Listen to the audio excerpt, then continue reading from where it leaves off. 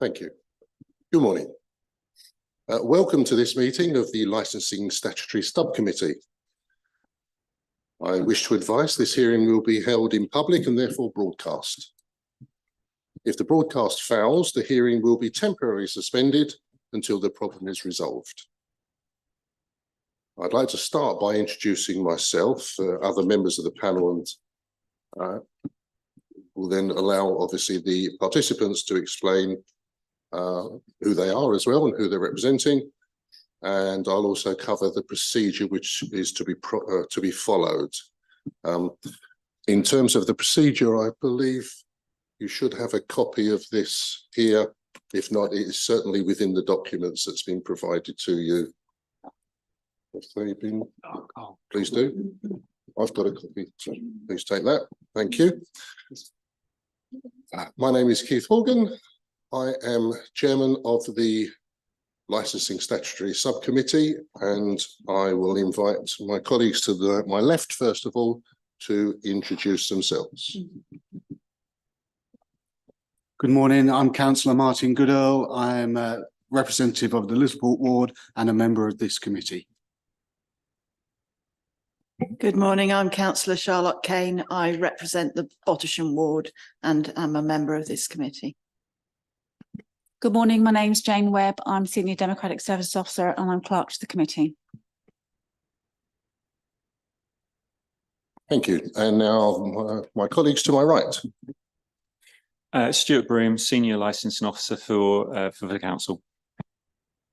Maggie Camp, I'm Director of Legal and I'll be providing legal advice to the committee today. Good morning, I'm Angela Tyrrell, Senior Legal Assistant, Legal Services. I'll be assisting with any legal matters. Thank you. Thank you.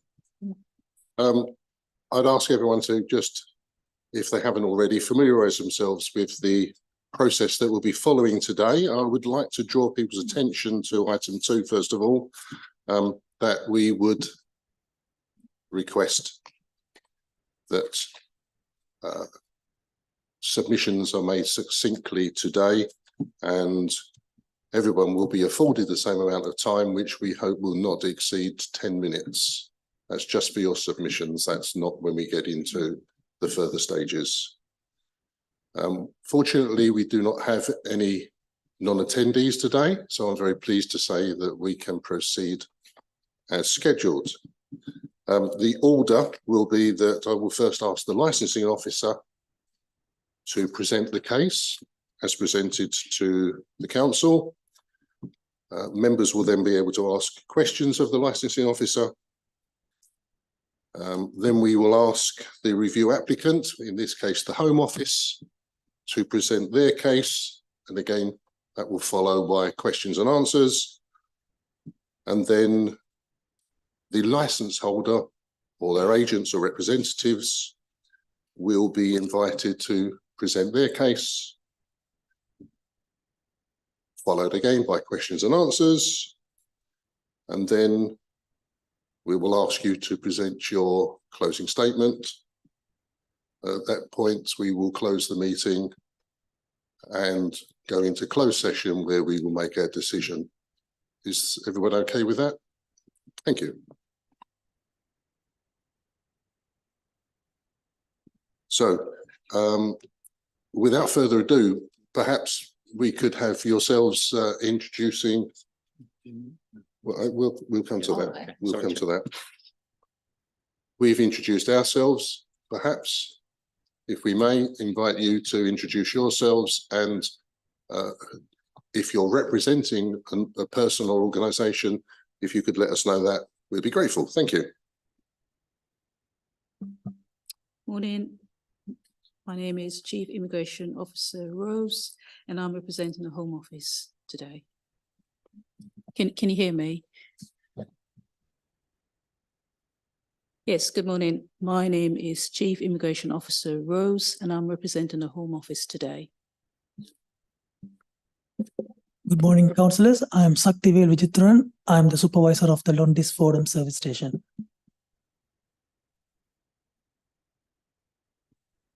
Good morning. I'm Mr. Giles, a barrister, and I'm representing the Fordham service station and the licence holder, Aaron Capital Limited. Thank you. We'll move on now to agenda item 1, apologies and substitutions. Jane. Thank you, Chair. Apologies have been received from Councillor Edwards and Councillor Goodall is attending as substitute. Thank you. Thank you. Agenda item 2. Does anybody have a declaration of interest in the matter here today? No? Good. Excellent. I will now move on to agenda item 3, where an application has been made for review of the premises licence under the Licensing Act 2003, and that premises is Londis at 31 Carter Street, Fordham. I will now ask the licensing officer to present his report on the application, a summary of representations and other statements and guidance, and the relevant legislation. Thank you, Stuart. Thank you, Chair. I'm mindful, obviously, that those parties present have had sight of the full report, but as we are obviously beaming this to the wider audience, I will go through the report word for word. Also to point out that this obviously was originally scheduled for Monday the 20th, and this is an adjourned hearing to determine this application. As you've said, Chair, the reason we're here is to determine an application for the review of a premises licence held by Aaron Capital Limited in respect of Londis 31 Carter Street, Fordham, EV in Cambridgeshire. The background on this is the premises history is that the property is a convenience store attached to and forming part of the Fordham petrol service station offering in Fordham. The site was initially granted a premises licence on the 29th of September 2005, and this licence was transferred to Aaron Capital Limited on the 25th of January 2021. And the licence is attached to the report as Appendix 1. On the 27th of September 2023, Home Office Immigration Enforcement made an application to review the premises licence held by Aaron Capital Limited under the Prevention of Crime and Disorder licence and objective. A copy of the review application and the supporting evidence was attached to the report at Appendix 2. In submitting the review application in its role as a responsible authority, the Home Office is required to send a copy to the licence holder and all other responsible authorities, and officers can confirm that this occurred and no comments have been received from any responsible authorities that were consulted. The process requires the licensing authority to advertise the review application and provide a 28-day consultation period in which other persons may submit comments supporting the license holder or indeed the review applicant. Other persons are people with an interest that are not essentially responsible authorities. So these can be members of the public or associations, etc. As a result of that consultation period, one comment was received, and that was in support of the licence holder, and that comment was attached to the report as Appendix 3. A location plan has been attached for all parties' reference, and that is Appendix 4. So moving on to a sort of determination of the application. Members are obliged to determine the application with a view to promoting the licensing objectives, which are the prevention of crime and disorder, the prevention of public nuisance, public safety, and the protection of children from harm. In making a decision, members are obliged to have regard to the statutory guidance issued under Section 182 of the Licensing Act 2003 and the Council's own statement of licensing policy. Should members depart from either, they must specify their reasons for doing so. Members must also take into account the information contained within the report and the evidence submitted, both written, if submission is agreed by all parties during the hearing, or orally during the hearing. Just to clarify on that, no further written submissions can be accepted unless all parties to the hearing accept for that to happen. Okay. The relevant statutory guidance is the licensing objectives, Section 2. So this is in the Section 182 guidance and the section on reviews, which is Section 11, and that was included in Appendix 5. The relevant local policy considerations, Appendix 6, are to deal with representations, review of licenses, licensing objectives, and prevention of crime disorder. As I say, they are included in Appendix 6 for everyone. Members can determine a review application as follows: can reject the application, i.e. leave the licence as it stands, modify the conditions of a licence, exclude a licensable activity from the scope of a licence, remove a designated premises supervisor from the licence, suspend the licence for a period not exceeding 3 months, or revoke the licence in its entirety. So for the purposes of modifying conditions, that could be to modify them or remove them or add to them. Okay. So steps B and C listed above, which was modifying the conditions and excluding licensable activities, can be taken on a permanent basis, and they can also be taken on a temporary basis if that's what members believed was necessary or appropriate. Members are asked to note they may not take action under those options A to F merely because they consider it desirable to do so. It must actually be appropriate to do so in order to promote the licensing objectives, and any such step must relate to the evidence presented. If conditions are considered, they must be focused on the matters which are in the control of the applicant, i.e. the premises and its vicinity.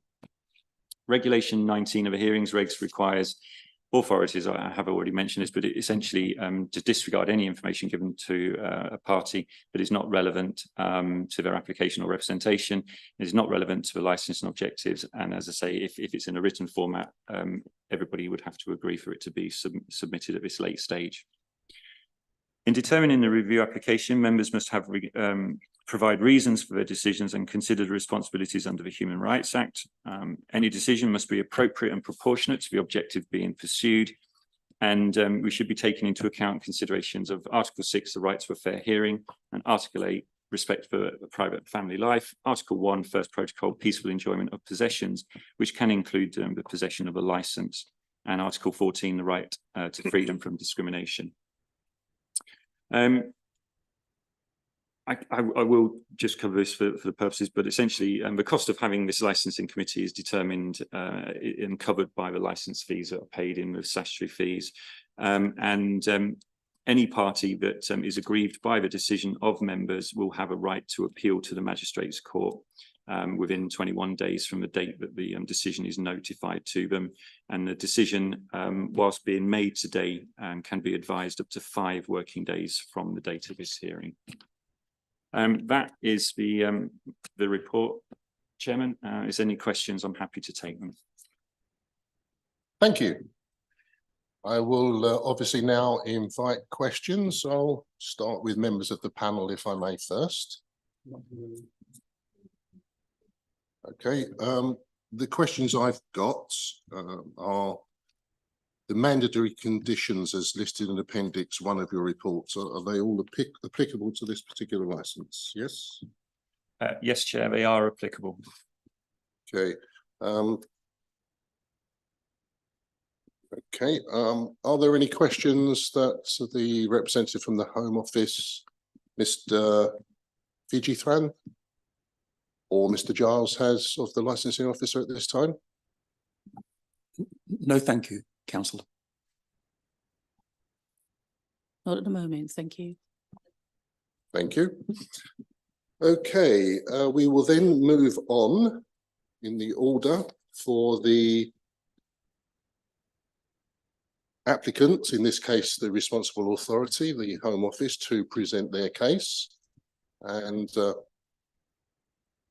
I will invite you to present your case. Please do keep the microphone close and keep your voice up as well. Thank you. Can you hear me? Can you hear me? Good morning again. I'd like to apologise for the unfortunate delays, which meant that this licensing hearing had to be reconvened. If all of the committee members have had time to read the submission pack, then I don't propose to read through the full pack and drag out this hearing. But I will make a couple of key points before I summarise the case. Immigration enforcement do not just drive around looking for businesses to target. We are intelligence-led, and there have to be significant concerns for us to action incoming intelligence. we do not routinely refer to seek a license review, but we do so in selected cases where we have heightened concerns. In this case, the concerns are twofold. One, the increasing prevalence of the use of illegal labour within small licensed premises across East Anglia, as can be seen by the fact that there have been a number of licence reviews in the last 3 months in not only Cambridgeshire, but also Suffolk and Norfolk, resulting from immigration enforcement work. Two, the particular additional concern in this case, which is raised by the comments of the person who was subsequently arrested, specifically that he had worked at the premises for the past 18 months and had been paid a rate of £8 per hour in cash. Clearly, not only off the books, but also well below the minimum or living wages.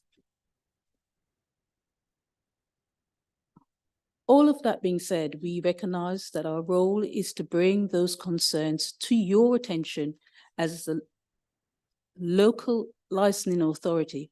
This is your area, and it is you that answer to the electorate and represent the interests of local people and businesses. To summarise the review, moving on to specifics of the case, immigration enforcement received an allegation of illegal workers being employed at these premises, and as a result, an enforcement team visited them on the 25th of May 2023. Upon arrival, 2 members of staff were found present. One of these was subsequently arrested. He was seen at the till service counter wearing a shop branded shirt. When interviewed, this man stated that he was a student in the UK and records show that he did have a valid student visa and was allowed to work a maximum of 20 hours per week during term time. He admitted that he had been working around 30 hours per week for 18 months and had been paid £8 per hour in cash during that time.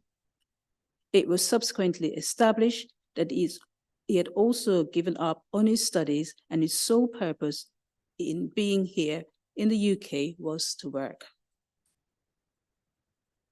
Both the arrested man and the second member of staff identified the manager of the business as VJ.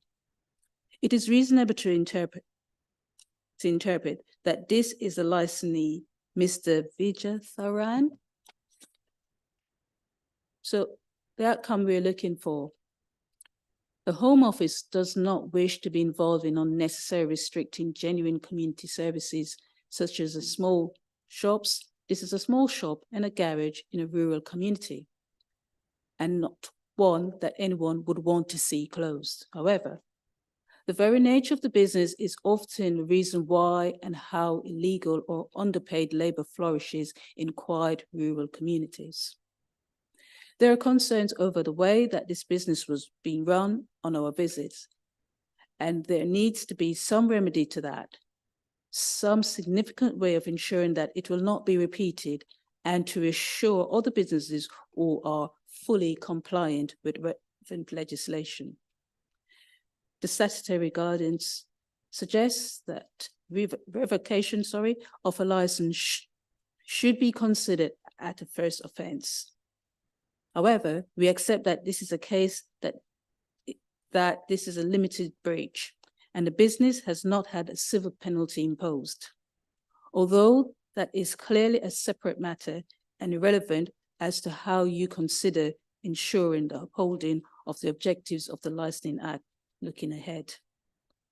I suggest that the most serious aspect of this case is not only the employment breach under immigration rules, but a matter of paying off the books and below minimum wage.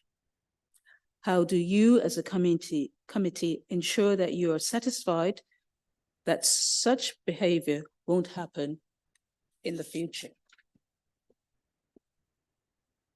Replicating existing legislation such as the minimum wage and making that restriction upon the license is not advised, and in any event is pointless. A licensee will or will not abide by it. You might consider that the licensee's assurances of better behavior in systems in the future are enough. You may consider that a suspension of the license sends a firm message to the business and supports other businesses in the area. Lastly, the relevant statutory guidance offers some suggestions. Your legal advisor will also be able to do so, and you will have your own views and concerns to consider. Unless I can answer any specific questions,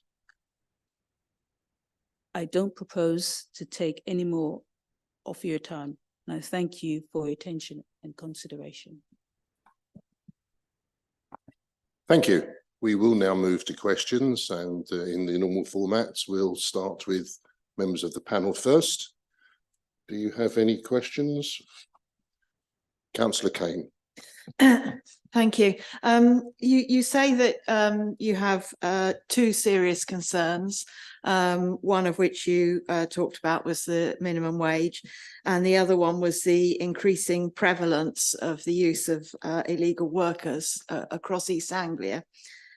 So I'm wondering, given that first major concern, the increasing prevalence of use of illegal workers, why has the Home Office decided not to take any further action?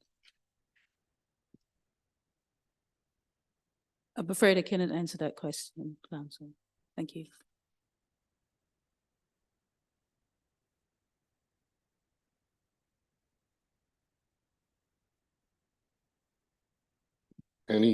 Please continue.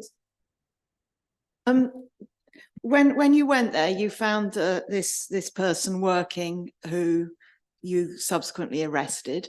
Did you find any other evidence of any other potential illegal workers being employed on that premises?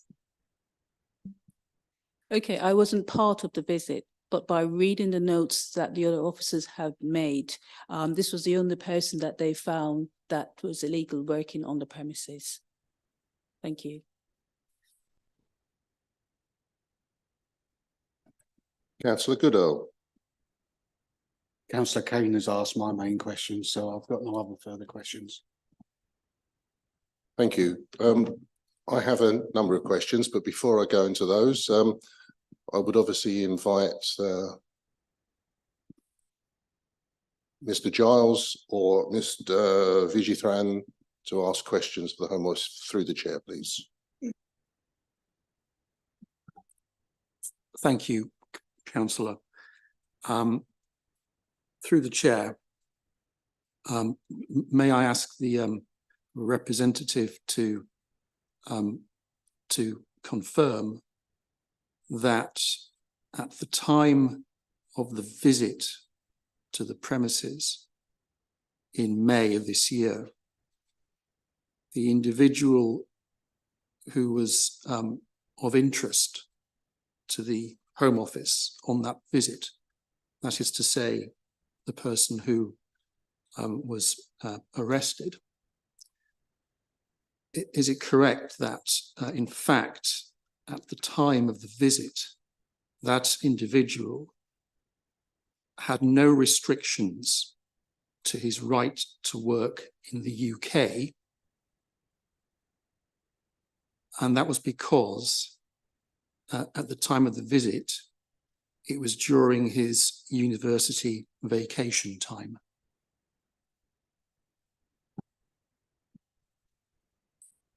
The arrested person, by his own admission, it said his true intention was here to work. His student visa was to study. The arrested person's student visa allowed him to study at Bournemouth University. We can look at the distance between Cambridge and Bournemouth. Thank you. I'm not quite sure if that answers the question. Do you have evidence of the term times for Bournemouth University at the time the visit was made?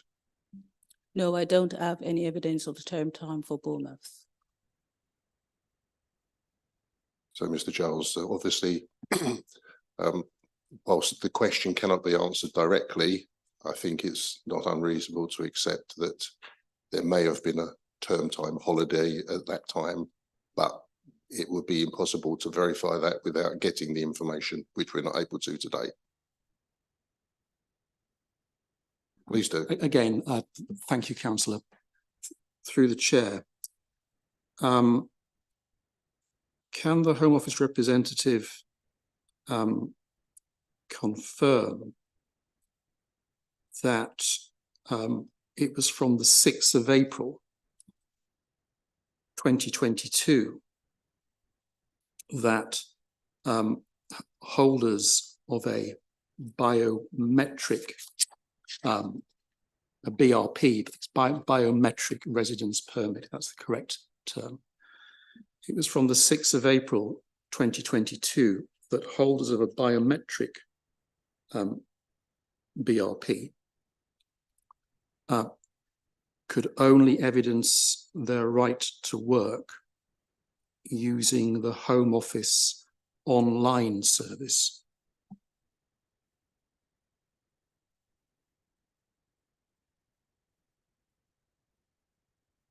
Sorry, could you repeat that question, please? Through the chair, can the Home Office representative confirm that holders of a BRP could only evidence their right to work using the Home Office online service from 6th of April 2022?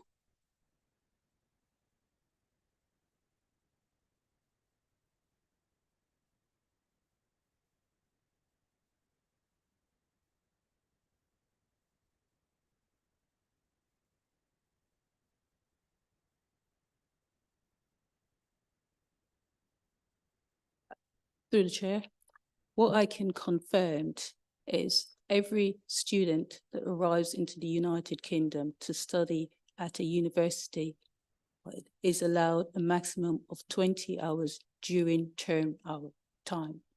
Any time outside of that, then it's unrestricted. That's what I can confirm. Thank you. Again, I'm not sure that answers your question, but I think, to be fair, you know the answer to the question because it's actually written in the guidance documents that you provided in the 152-page pack. So I think we can satisfy ourselves that we understand, according to the guidance document, that from the 6th of April 2022, which is prior to when allegedly the individual in question here was employed, that if they use a BRP, it needs to be checked against the Home Office online system. Is that acceptable? Thank you, Councillor. I want to ask one further question about this, if I may, through the chair. The individual of interest to the Home Office who was arrested, is it correct that what he told the Home Office at the time of the visit to the premises, which was in May 2023, that he, this is what he said, had been working there since for 18 months?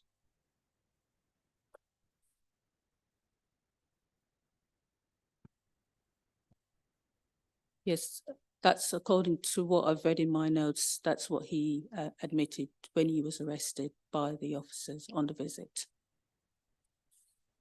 Thank you. And again, Councillor, through the chair,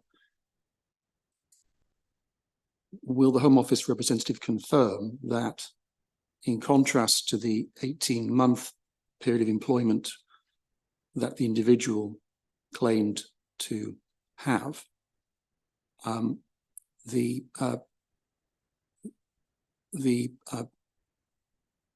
Londis shop in question have stated that in fact that person commenced work in September 2022.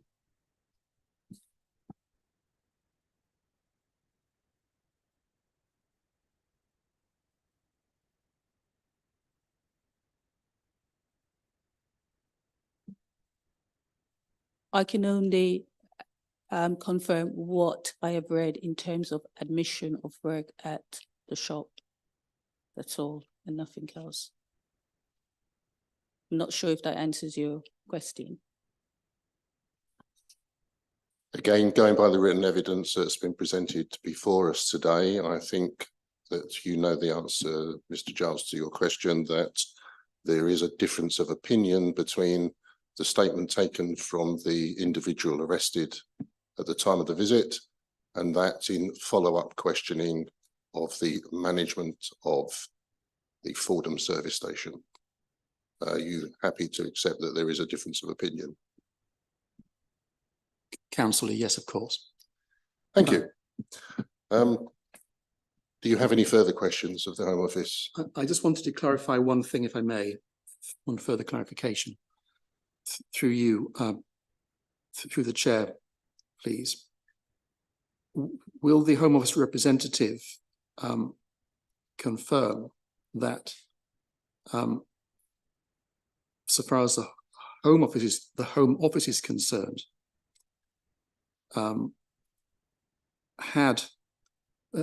far as the Home Office is concerned, that the business, that's to say Londis Fordham service station, could have avoided this review should it have conducted the proper right to work checks and adhered to the restrictions of the visa?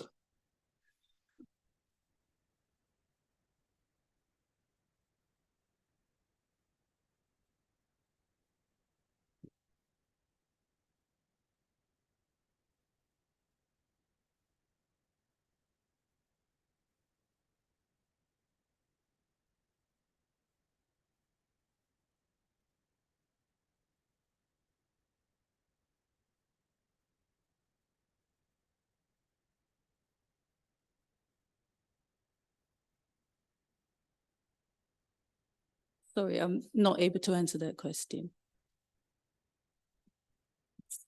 Thank you, Councillor. I have no further questions. Thank you. I will, if you beg my indulgence, I do have a few questions of my own. You've established that at the time of the visit, at the time of the investigation, that there was only one individual that was believed to be working illegally in the UK at that time. But there was another member of staff present. Can you confirm that the other member of staff present was the gentleman that's here today, the designated premises supervisor?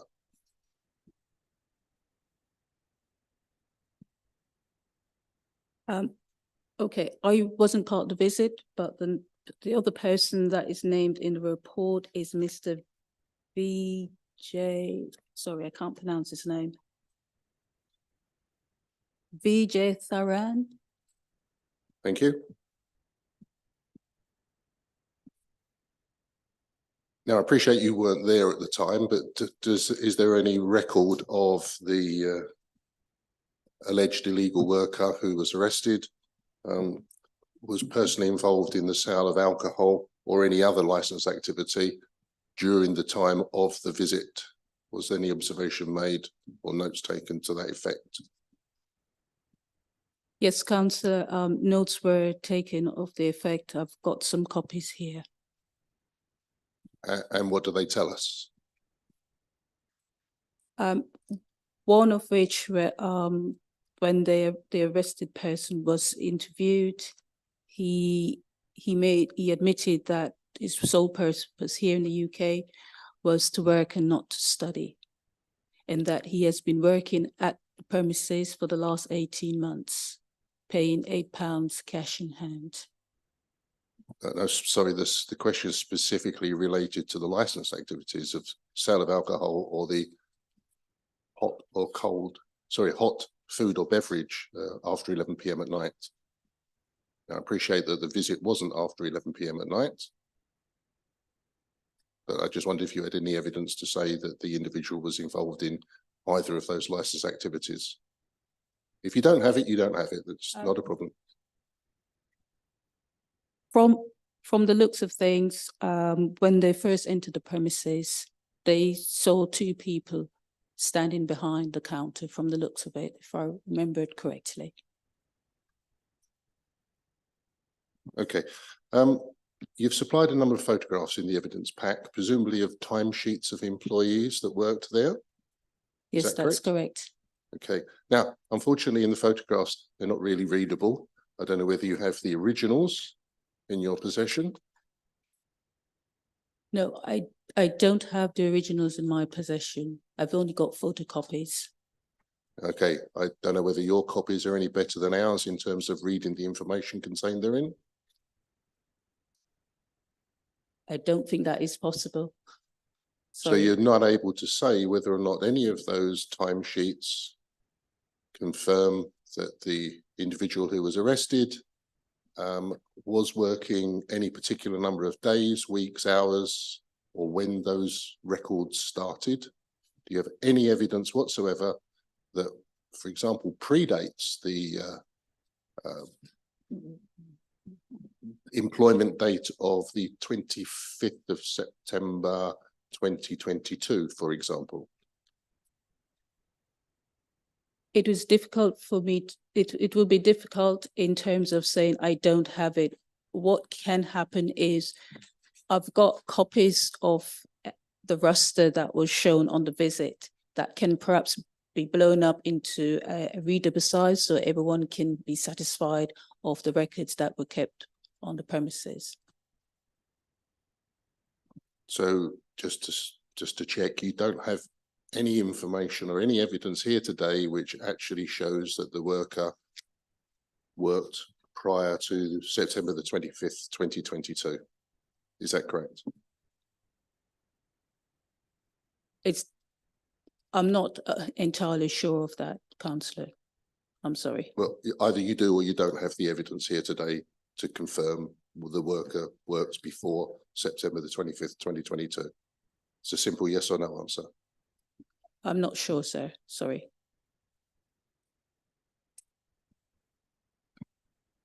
You know if any attempt was made to actually examine CCTV footage in the premises to see whether or not there's any record of the employee working prior to the 25th of September 2022? No, I don't know if that action was done.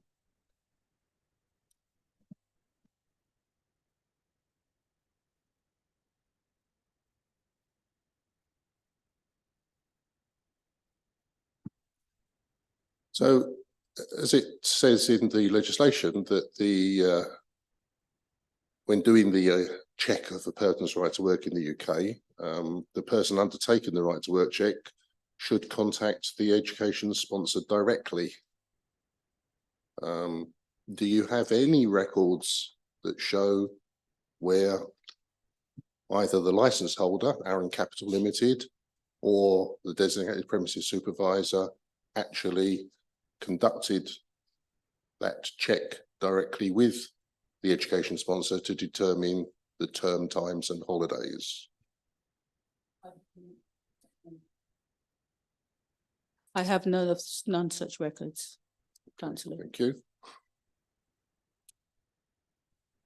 Do you have any evidence whatsoever which establishes whether or not the individual that we're talking about today was paid cash in hand, or have you checked with HMRC, looked for pay records, registration documents, anything of that nature where a person could be shown to provide evidence that they are paid under the PAYE system or not? No such evidence, Councillor. Thank you. Would it be normal to make those sort of checks, though, where you believe somebody has been paid illegally? It would be prudent to do so, Councillor. Any idea why it wasn't done in this case? No idea. Thank you.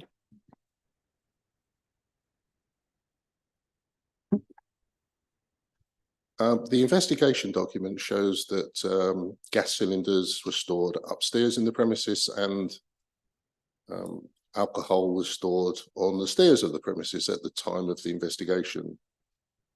So perhaps you could just explain to us what the concerns were and why the investigating officers took those photographs.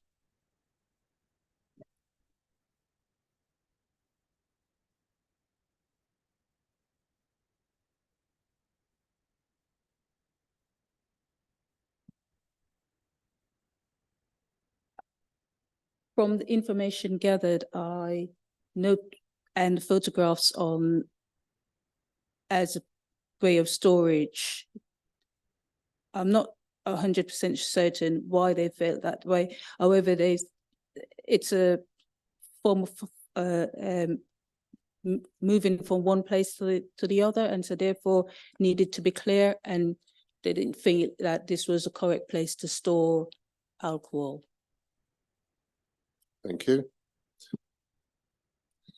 Obviously, you've heard the facts as far as the hearing has gone, but are you of a different opinion now compared to that stated in your report that the licence holder and the designated premises supervisor, where your report says they clearly decided not to be concerned about the limitations on the alleged illegal workers' permitted working hours, and that there must be significant concern over the attention to the restrictions on the Licensing Act and how they're being treated by this business? Has the opinion of the Home Office changed at any time since the report was produced and now? Not to my knowledge, Councillor. Thank you. Thank you.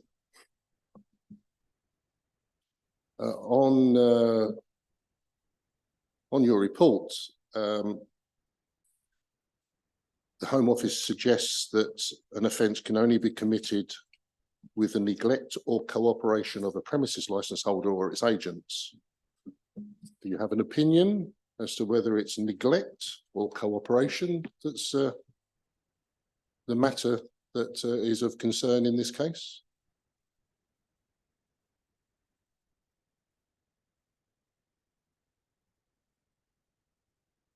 I myself do not have an opinion. I'm just simply going by the guidance. Thank you. Okay, thank you.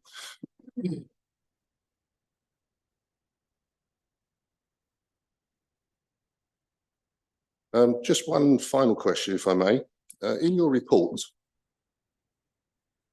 I'm looking at the main document that was presented to you in Appendix 2. This is where investigating officers interviewed various people, presumably, and this report was produced. And I'm looking at a section here entitled Declaration by Employer at the top of the page, on page 29 of the documentation of the pack that we provided you, top right-hand corner, page 29.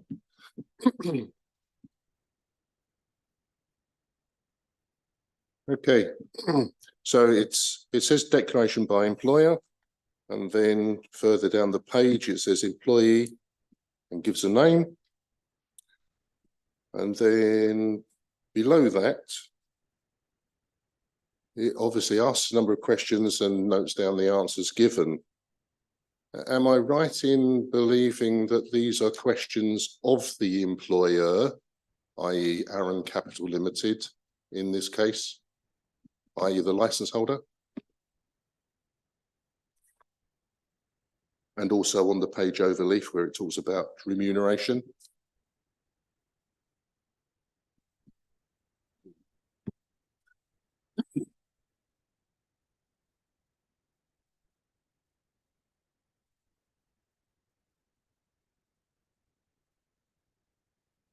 Yes, you're correct, Councillor. Thank you. Thank you. That's all of my questions. Thank you very much for your assistance. Appreciated. Okay, we will now move on.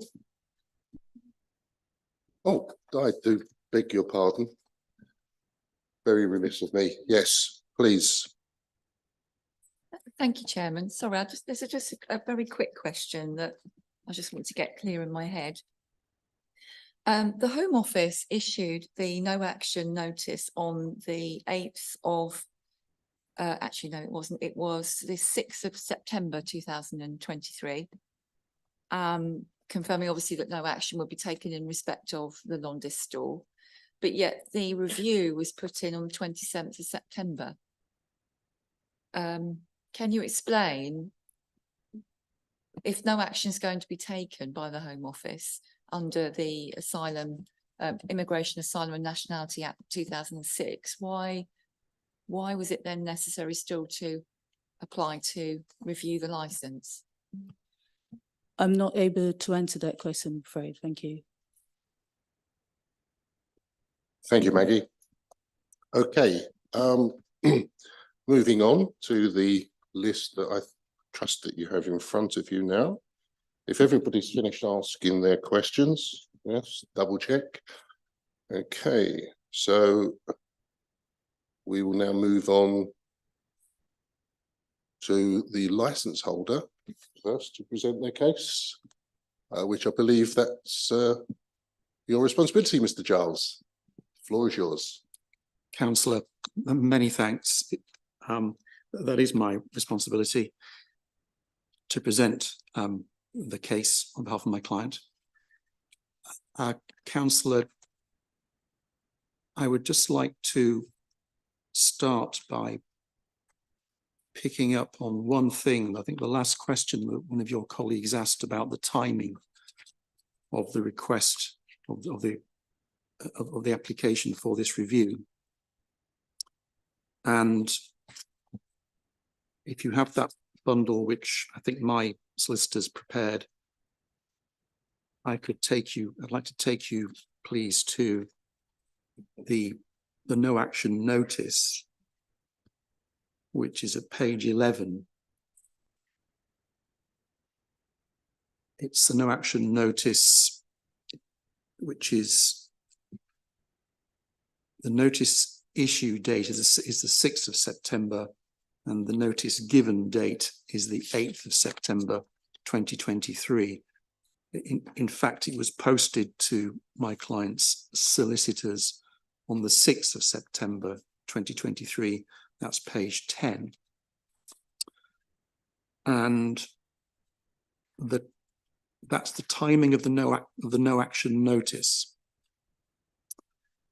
And you'll see at page 12 the reasons why no action was taken. Essentially, the person who had been arrested had no restrictions to his right to work in the UK rather, as it was during his university time. Turn your phone off, please. It's fair to say, though, that the Home Office went on to give some words of advice to my client. And you'll see that, first of all, attention was drawn to the fact that the individual worker had produced, to identify himself and his right to work, a biometric residence permit.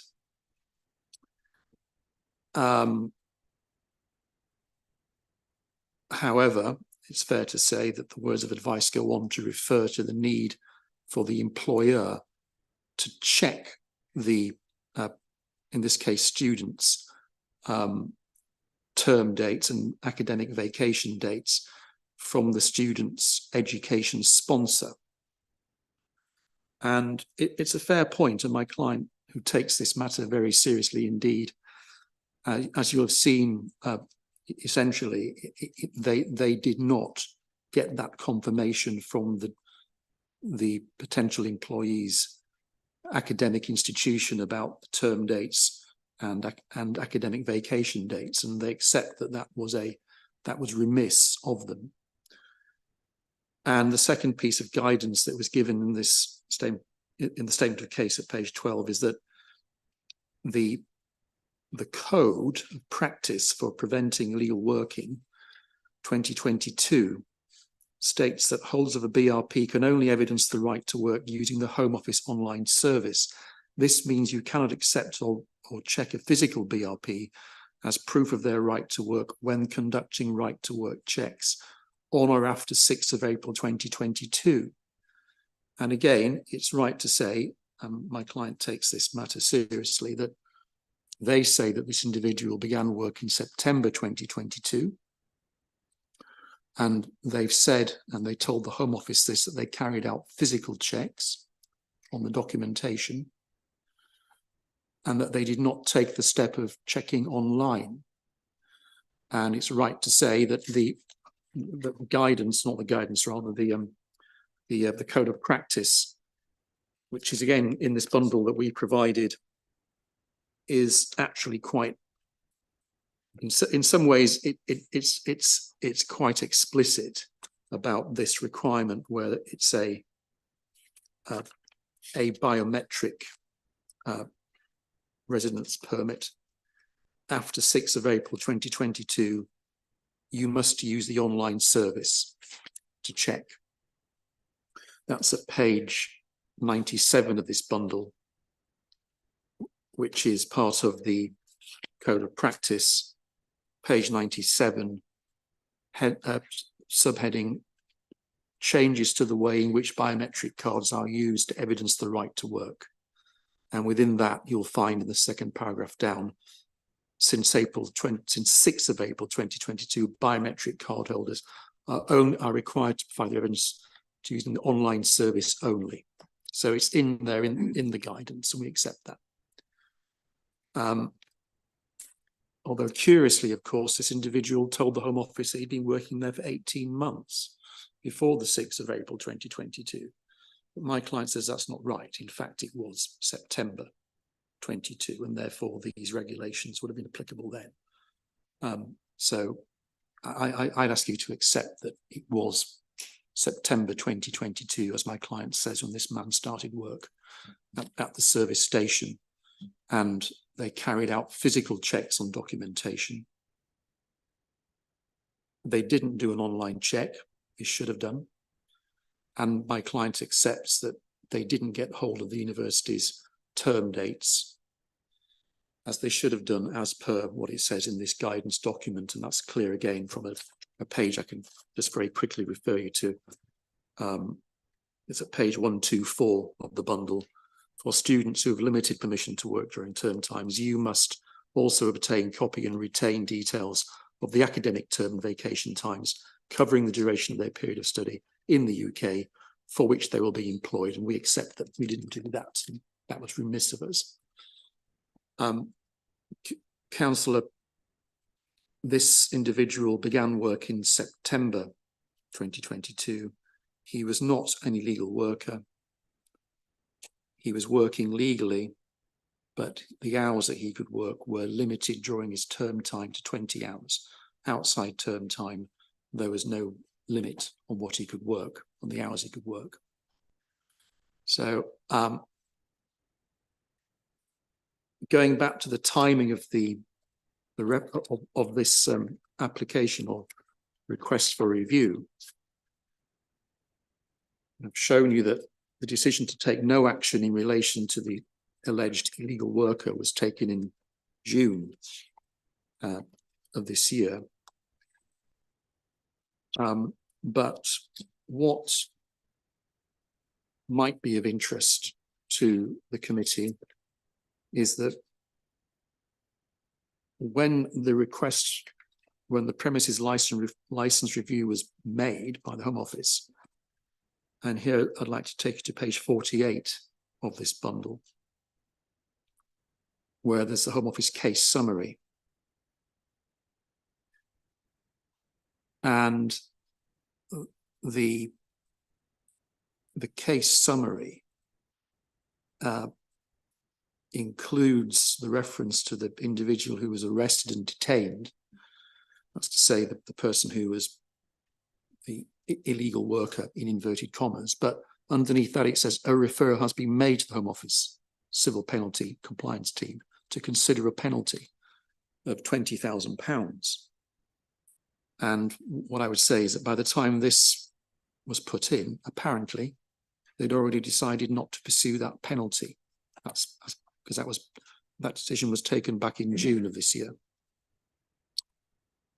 So if I'm right about that, the main basis on which this review was requested, that's to say there was any illegal worker for which my clients were facing a potential £20,000 penalty, was not in fact the position at that time, because earlier in the year, in June, my client had been told that no action would be taken. However, my client takes this matter seriously nonetheless, because even putting to one side that there was no civil penalty imposed, my client has looked into this matter themselves and seen what they did right and what they didn't do right about this, employing this individual. And plainly, an online check should have been carried out, but that would have been the same result. He was allowed to work. Obtaining the university term dates and confirmation of that was remiss. And the mistake that's been made here, and here, Councillor, you'll have seen the statement made by the individual sat to my right, the manager of the Londis, of the Fordham service station. That's the Londis shop we're talking about. He's made a statement which starts at page 1 of the bundle that I'm looking at, in which he accepts on behalf of, well, he accepts essentially on behalf of the respondents to the review that whilst the 3-stage check was carried out, it was only carried out on the physical documents. But the mistake was made to record the person as working 30 hours a week. And that was a mistake, because whilst he would be allowed to work 30 hours per week during vacation time, it's 20 hours per week during term time. And that was a mistake. And my client has put their hands up, metaphorically speaking, to making that mistake. And it's a mistake that the gentleman to my right made personally, in fact. And he has said in his statement that it was an oversight, and that he says that he's been given a warning by the managing director about this incident. That's at paragraph 12 of his witness statement. And in paragraph 13, he apologises for it, for making that mistake in terms of the hours that were being worked by this individual. So, as I say, my clients have been fairly upfront about this, and they cooperated with the Home Office when the investigation was initially commenced. Page 32 of this bundle is a request for information to Aaron Capital Limited from the Home Office. Mr. Giles? Yeah. I've been reminded that 10 minutes. we've given you your 10 minutes. Indeed, I was just thinking the same thing. Yeah. I'll sum up very quickly then, Councillor, if I may. My main submission is this. This was an oversight. We accept that one of the licensing objectives is engaged here. Not all of them, but I think the prevention of crime perhaps might be engaged. When you consider your own licensing policies, on my reading of that policy, none of those more serious aspects of policy considerations arise here. It's an isolated incident in an otherwise unblemished record on the part of this particular establishment, Councillor. So the outcome that I would ask the committee to impose is to take no action on this. I'm not sure if the correct term is to reject the application or take no action, but either way, the outcome that I would strongly urge upon you is to take no action. Thank you.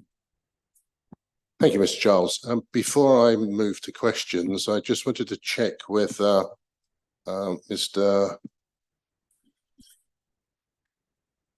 Just take my indulgence while I checked how to pronounce it. It's Mr. Vigitran. Yeah. Yeah. Mr. Vigitran. Whether you will be making any personal representation yourself or not.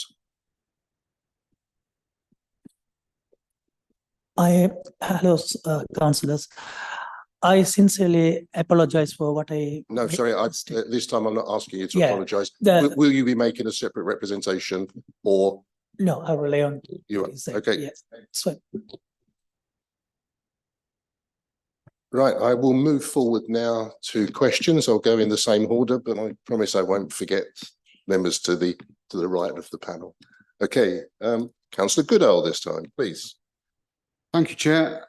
Mr. Giles, does your client accept that over the 8 months the student would have been at work there, it must have been some time knowingly and still worked more hours than authorised on the visa? Councillor, thank you for your question. The answer to that question is that yes, regrettably, during some of that period of time, the individual concerned would have been during term time, and that during those periods of time that it was during term time, there were times when he would have gone over 20 hours per week. So regrettably, Councillor, the answer to your question is we have to accept that. Thank you. And also, who authorised the employment and the cash payments? Councillor, in terms of authorising the employment, if I may just turn my head to my right just to confirm the answer to that question briefly.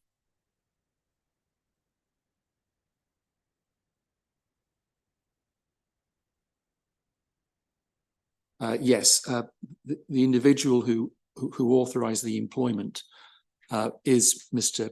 Vijay, as I think he fairly accepts in his witness statement. And on your second question, again, may I just turn my head to my right momentarily? Thank you.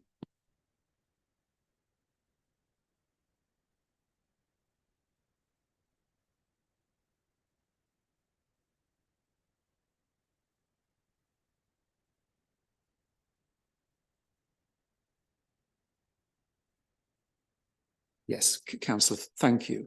It's correct that the individual was paid in cash as opposed to by bank transfer or cheque or any other way.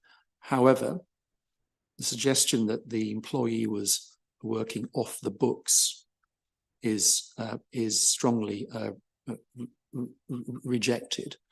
And that part of your question, Councillor, respectfully, we don't accept that. But physically, the individual was being paid in cash as opposed to by bank transfer or cheque. And Aaron Capital was aware of this?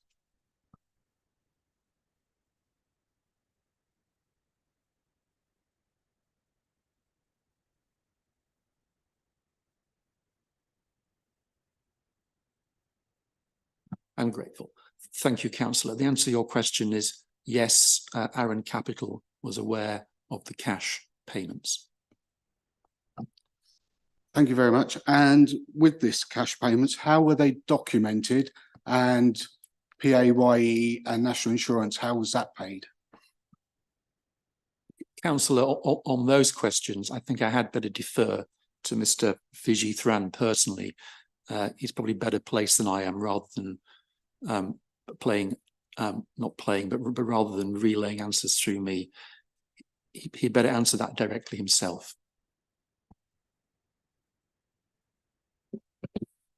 Hello, councillors. On September, when he joined, he said he's in the term time. Then I asked the letter of the term letter, which is he said he will provide, and then asked him, can you provide the national insurance number? He said it's on the application. He done the application for the national insurance number. Then what I said, because he's living upstairs, we charge rent for him £300. We take it off from so we estimated how much net wages should be as I considered the £300 monthly room rent. Then if we work it out, we pay more than what he should earn. Then on the term in May, when he called, he still hasn't provided any national insurance. He said because of the delay of the HMRC, they are not able, he hasn't received any number yet. He hasn't received the NA number. But you, as a company, have to pay your part of the national insurance as well to any employee. I.e., when you're paid, your company pays a part of national insurance and then you pay your contribution as well. How can that be done if you're not paying this person correctly? Yeah, we take the records of what he earns and we estimated and pay the wages by cash payment. Then we are waiting for receive the national insurance number, then plan to submit. Then plan to submission for the, because of the delay of the national insurance number, we deferred it, we still waiting for to be submitted. I'm going to defer to the legal part now, team, and ask Maggie if she can someone be employed without a national insurance number? I'm not aware of that. To be honest, I'm not aware. I would have thought you would have had to have a national insurance number to be employed, but my knowledge of that area of law, I'm afraid, is limited. So you've heard from you should not have employed him until you had his national insurance number.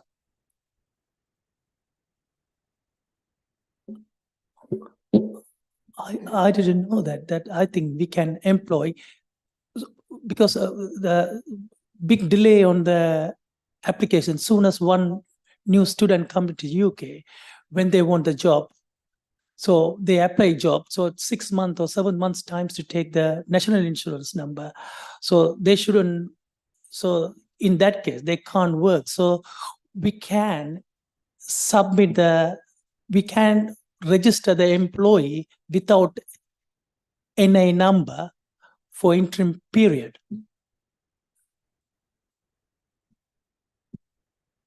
I will take advice on that later. That's all the questions I've got for you at the moment.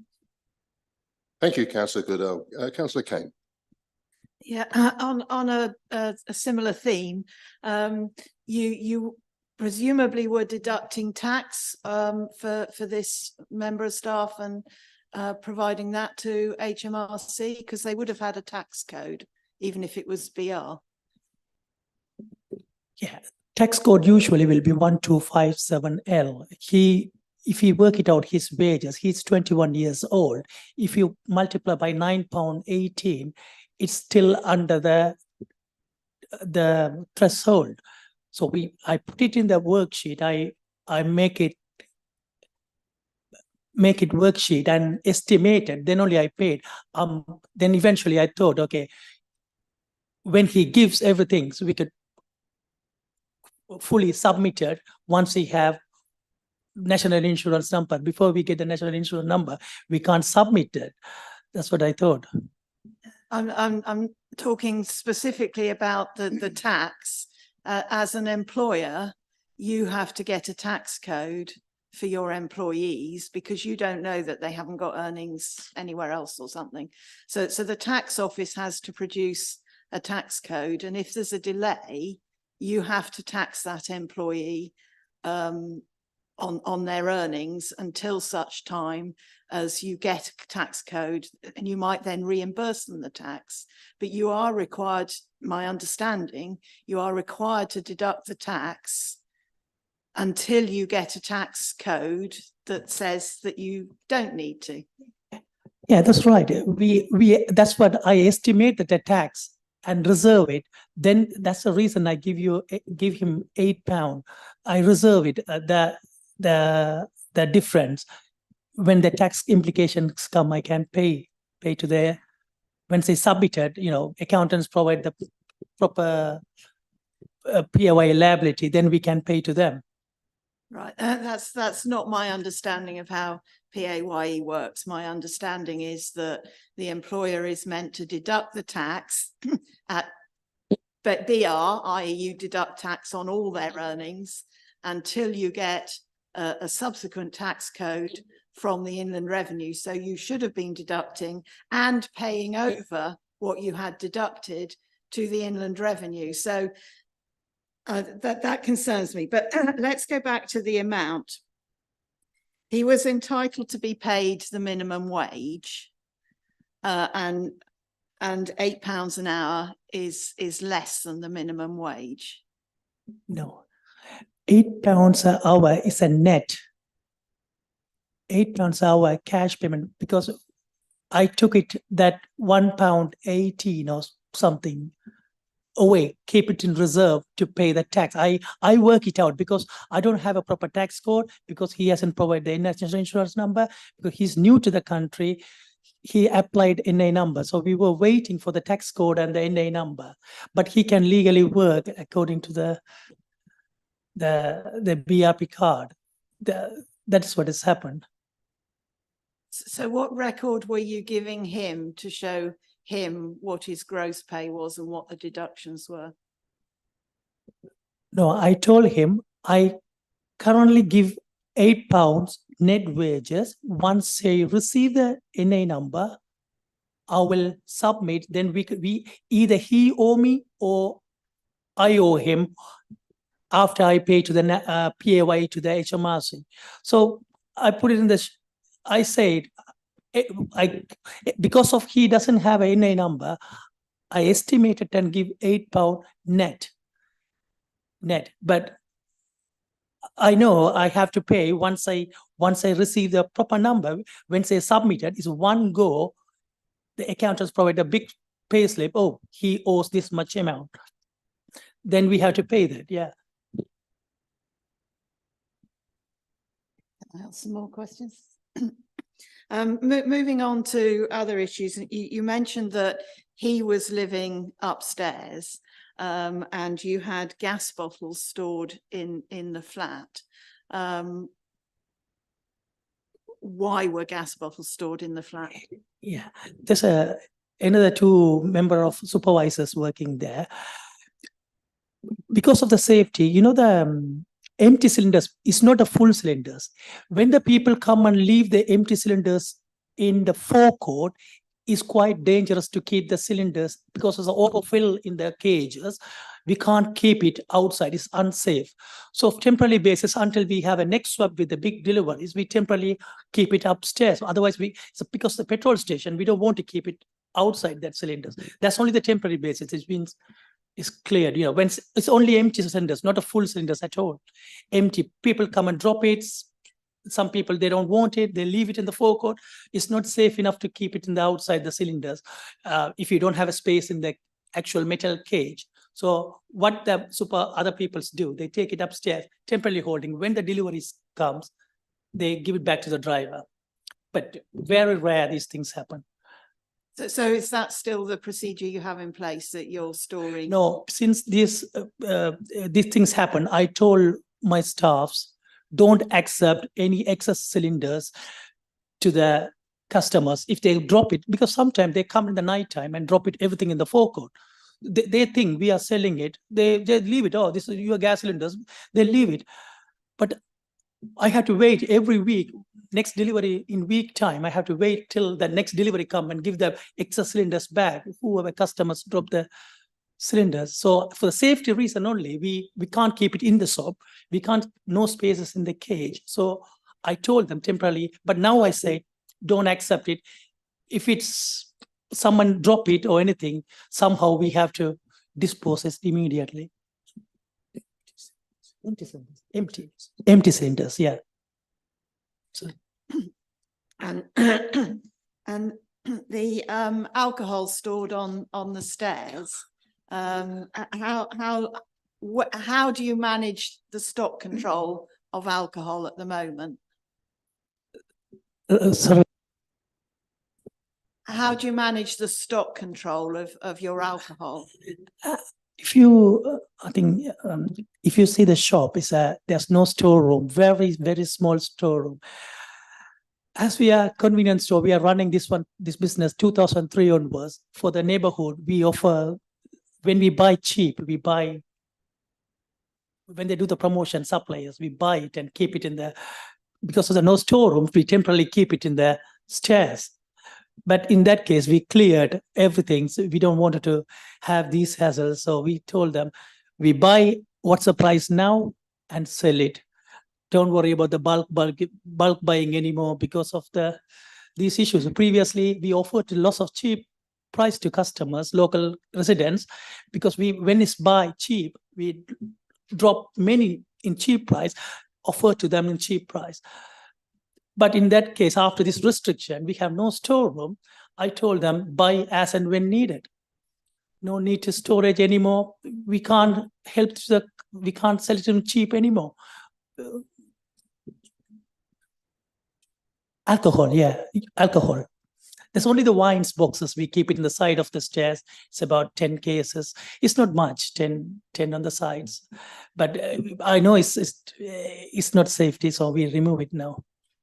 So I'm concerned about how you manage the stock control, because obviously you have to do reports to HMRC on the tax on alcohol. So I'm just wondering how you manage the stock control if you're keeping boxes not in a secure storeroom. This is all in this. It's only the store. It's not. Every system is electronic system. The computer is all the goods come in. Is recorded in the computer system. When the alcohol is sold, it's deduct from the system.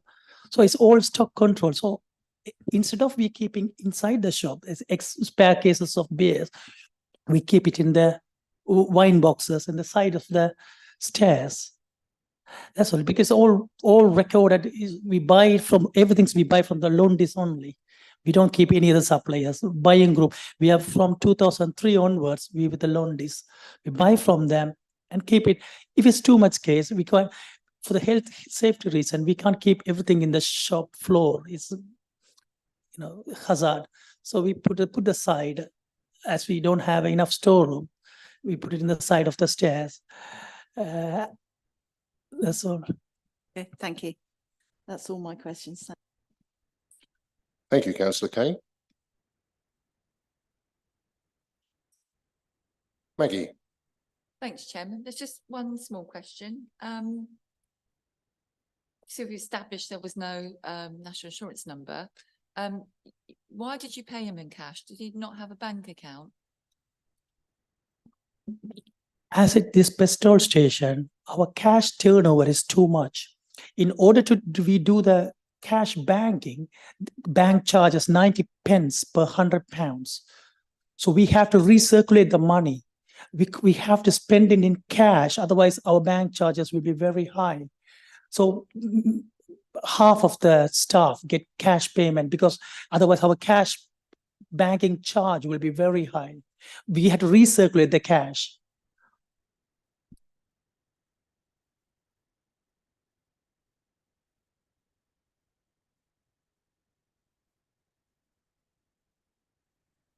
I have one or two questions, if I may. I'll start with you, Mr. Giles. Are you an employee of David Benson Solicitors Limited? No, I am not. Okay. Can you advise what your relationship is with David Benson Solicitors? Of course, Councillor. Thank you. I am a member of the Bar of England and Wales and a member of barristers' chambers called Goldsmith Chambers. And on that basis, I'm self-employed. However, I accept instructions from solicitors. And on this particular occasion, this firm instructed me to represent their clients in this matter. So I'm instructed by the firm, but not employed by the firm. I'm an independent. I'm self-employed in practice in Goldsmith Chambers in London. Thank you. You appreciate, obviously, there is certain matters of identity checking that are involved in this particular case. You've kindly provided a letter on page 21 of your 152-page pack dated the 26th of October 2023, which advises David Benson Solicitors Limited act on behalf of Aaron Capital Limited, and also attach a letter of authorisation dated the 20th of June 2023. But I don't see any letter of authority or instructions where you personally are retained by David Benson Solicitors Limited to represent them in this matter. Is there such a document? The way this would work, or the way this did work rather, is that David Benson Solicitors would have contacted my chambers and spoken with my clerk and asked if they had a barrister who could represent their client in these proceedings. And my clerk must have put me forward as being available to represent. And in that way, the firm instructs me through the agency of my clerk. In terms of documentary proof of that, I have been in email communication with David Benson Solicitors, and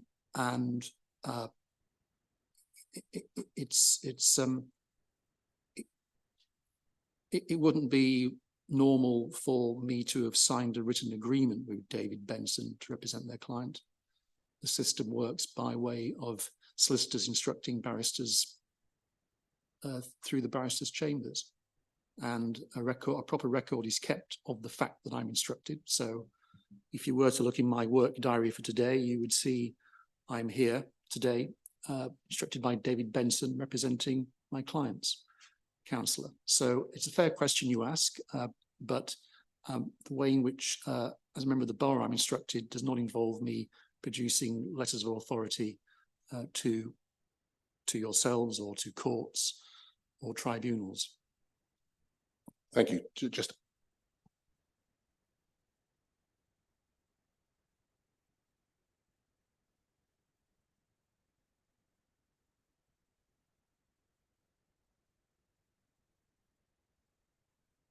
thank you for that. That's quite acceptable.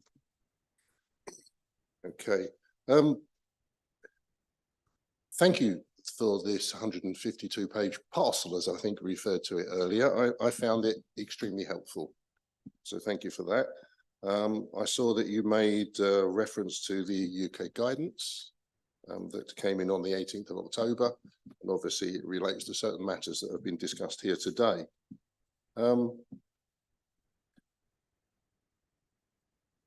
In that guidance, which I think is still relevant to today's hearing, because it obviously relates to matters that were in force prior to the 18th of October. Page 85 says all copies of documents taken should be kept securely for the duration of the worker's employment and for 2 years afterwards. Has Aaron Capital complied with this requirement, to your knowledge? Councillor, I'll endeavour to answer that question by reference to the bundle, if I may. Within the bundle, you will find that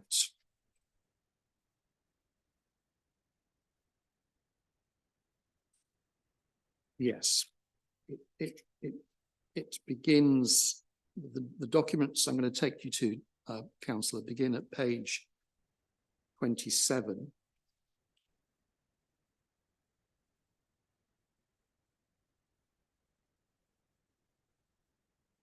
Where you will find a letter from David Benson Solicitors to the Civil Penalty Compliance Team, the 21st of June.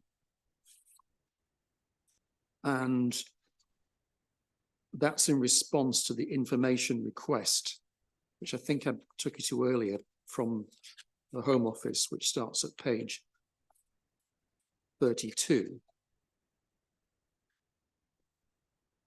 And there is a response form from well, I think it was completed by, on behalf of their clients, David Benson Solicitors. That's page 35. And they endeavour to answer certain questions that have been put to them by the Home Office. But at page 38 of this bundle, you'll see a box that's got that's marked comments, if you see that. On page 38.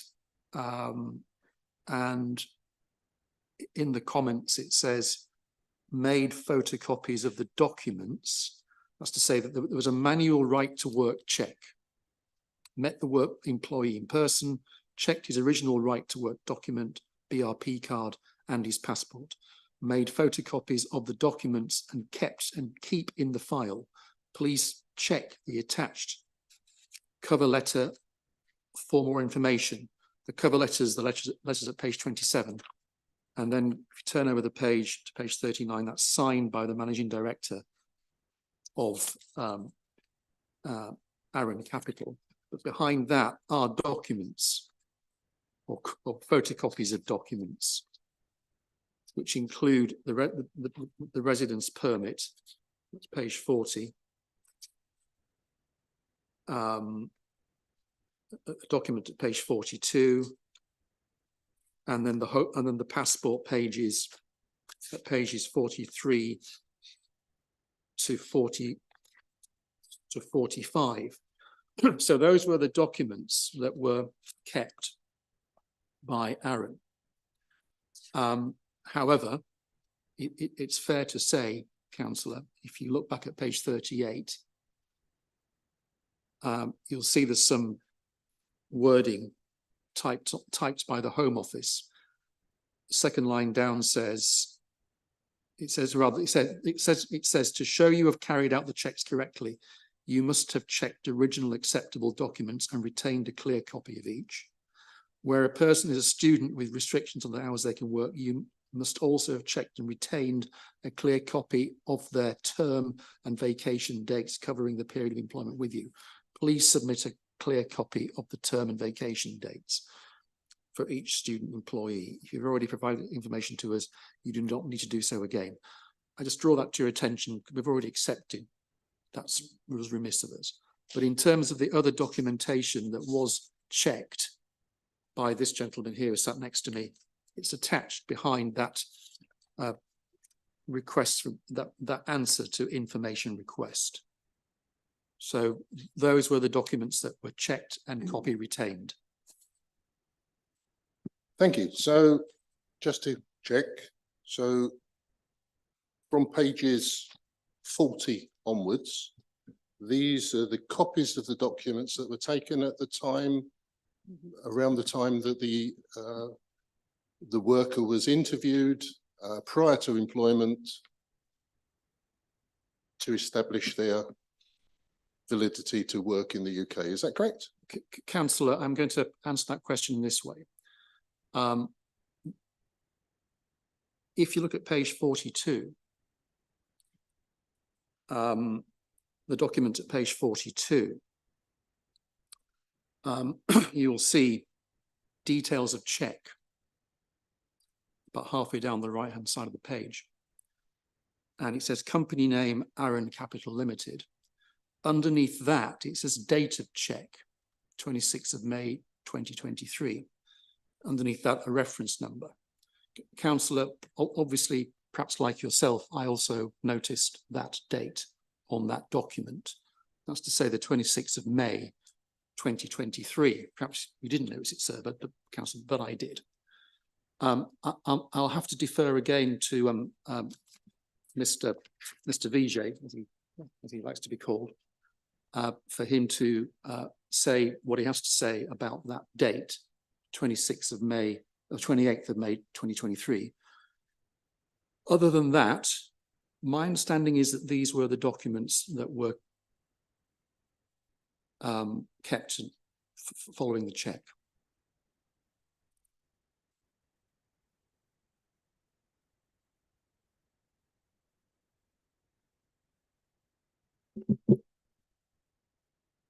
Hi, councillors. This was checked after he been caught.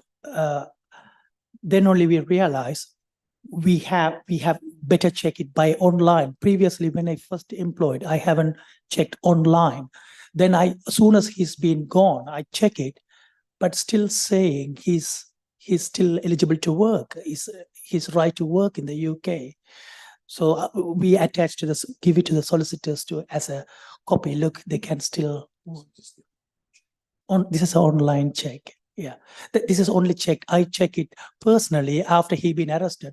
Then only I know whether he's illegal, because he said he's studying online. Oh, then I said, okay, we better check it. We check it. Sorry. Thank you. Thank you. So are we to understand that these are not copies of checks that were done prior to employment of the individual in question here? Only the page 42 is later one. All others prior to employment. And you're saying that you checked 3 days after his employment was terminated to see whether or not he did have a right to work in the UK.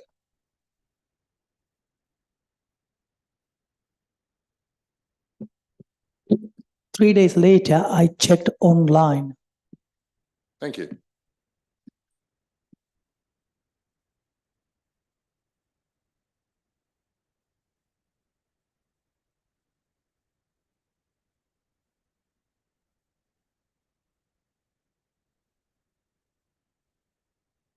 A number of my written questions have already been asked, so I'm just skipping through those, if I may. Just bear with me.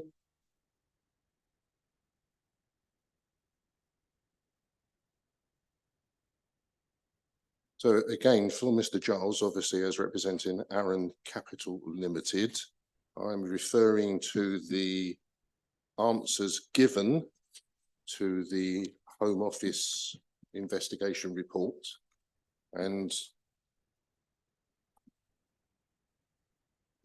the matters I'm referring to are repeated both in your 152-page pack and the document that we have here in front of us. So I think we've established that there were some omissions in terms of the processes followed that would have established the right to work of a particular employee. But in paragraph 5 on page 28, and I'm trying to refer to your pack for ease, it advises in paragraph 4, the checks made to verify Mr. Ramatos' right to work in the UK. I think it's been established that there were some omissions in terms of the process. Yes, that's correct. The omission was not to check online. Yep. And the omission was not to get hold of the university term dates and vacation dates. Thank you. What was carried out was a physical check only. Yep. So on paragraph 5 on page 28, it's stated they, presumably the staff manager or managers, are familiar with employers' right to work checklist published by the UK Visas and Immigration. I'm just wondering whether Aaron Capital or Mr. Vijithran continues to assert that he continues to be familiar with the correct process or not. Councillor, it's a very fair observation you make and a fair question. I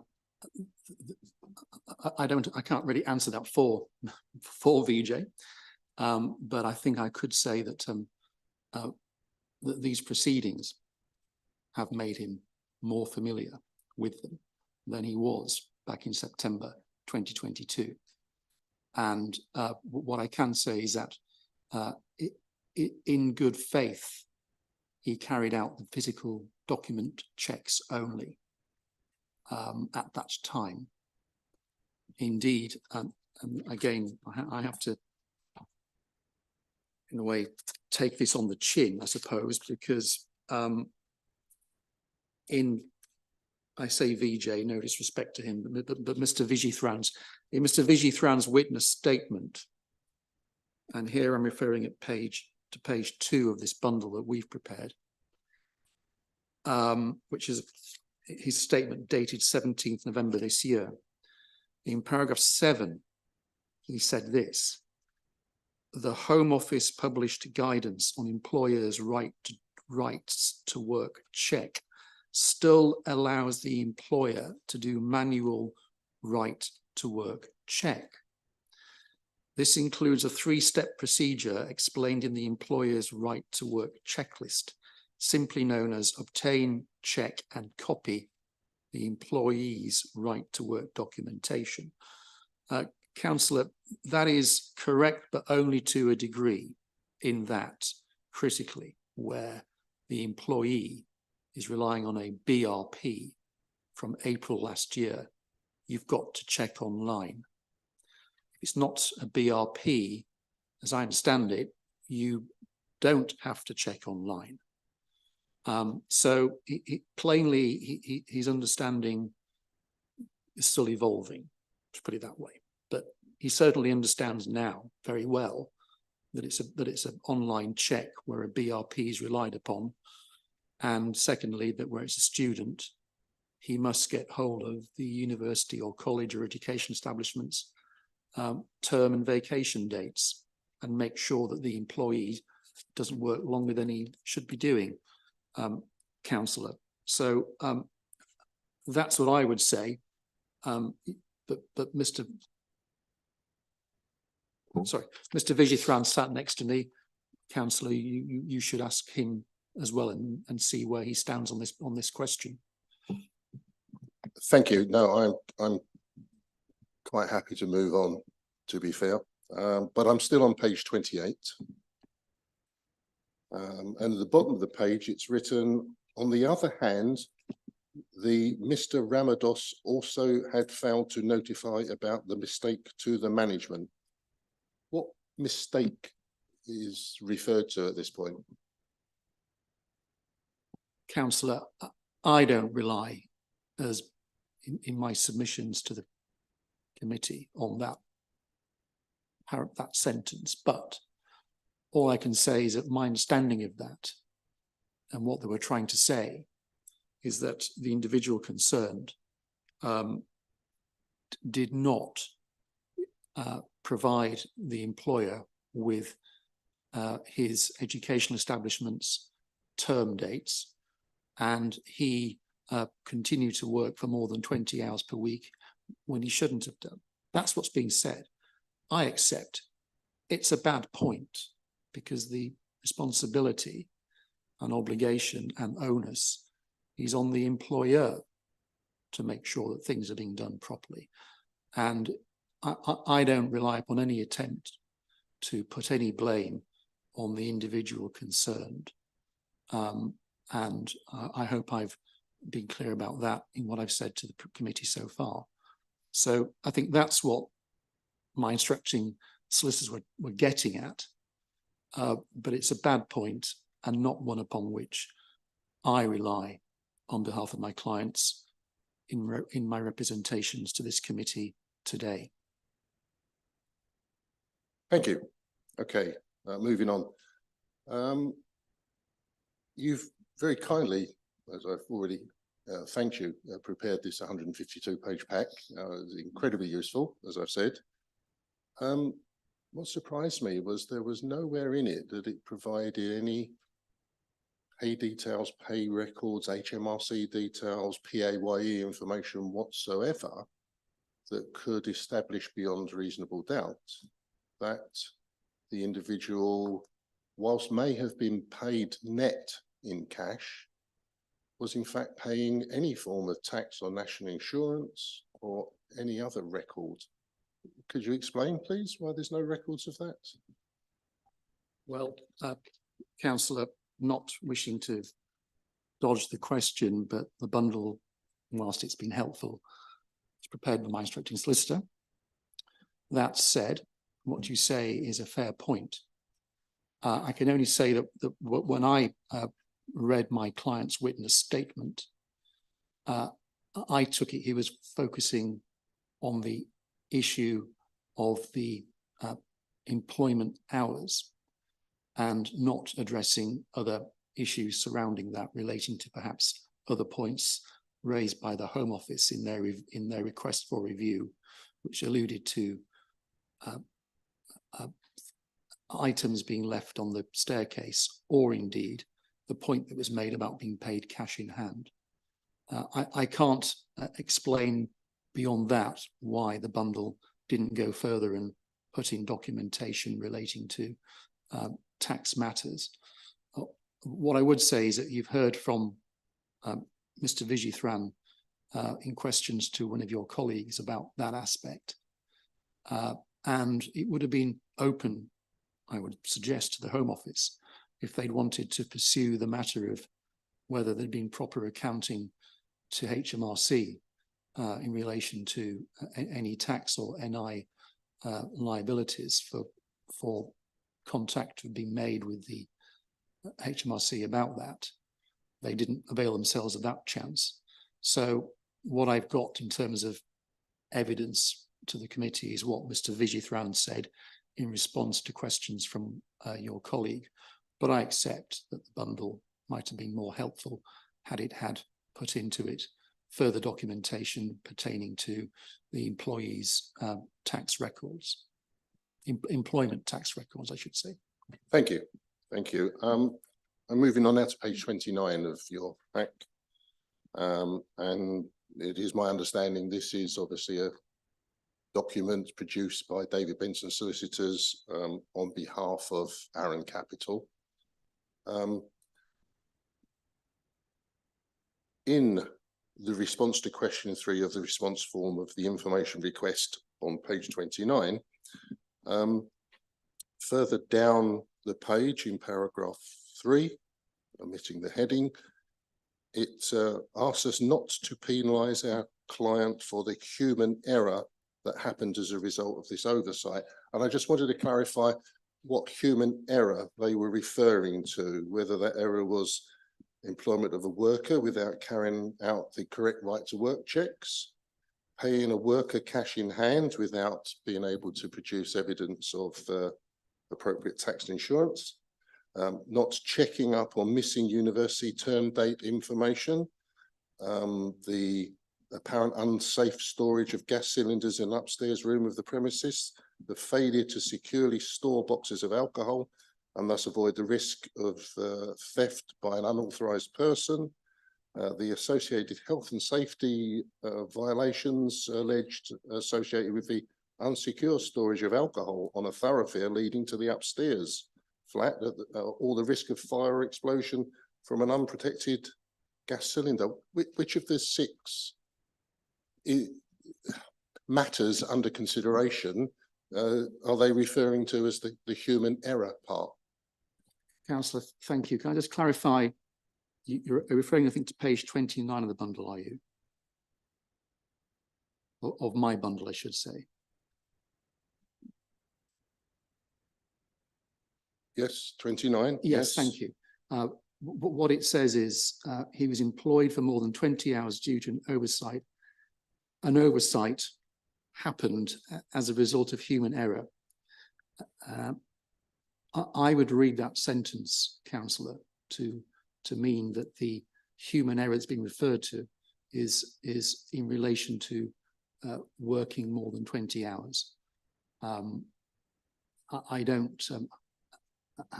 I fairly have to accept they're not addressing any other possible human errors that may be relevant to this review. Okay, I'm going over leaf to page 30 now, and this is just a matter of clarification. In the letter of authority, it talks of authorising David Benson Solicitors Limited to obtain reports, etc., relevant to my daughter's case. Daughter in this instance is, please? Well, Councillor, even I hadn't noticed that, and it must be a typographical error. I can't explain why the word daughters has crept into the letter of authority. Although, on reading it more closely, the authority more closely, in the first paragraph, it refers to immigration matter. So it would appear to me that they've, when I say they, I mean David Benson, they've for some reason put in the letter of authority in relation to an immigration matter, whereas in fact they should have put in a letter of authority if it was needed. I don't think it was actually in relation to this matter. So the document at page 30, it's an embarrassing document for me to have to explain to the committee, and I have to put up with that embarrassment. But it's not actually, I would respectfully suggest, relevant to the review. At worst, it suggests that my solicitors put in the bundle a document which they probably should not have put in the bundle. Thank you. In an attempt, if I may, to clarify my own question, which Mr. Vijaythram may be able to answer, is Arunan Sivabalan the daughter of Kumara Sami Sivabalan?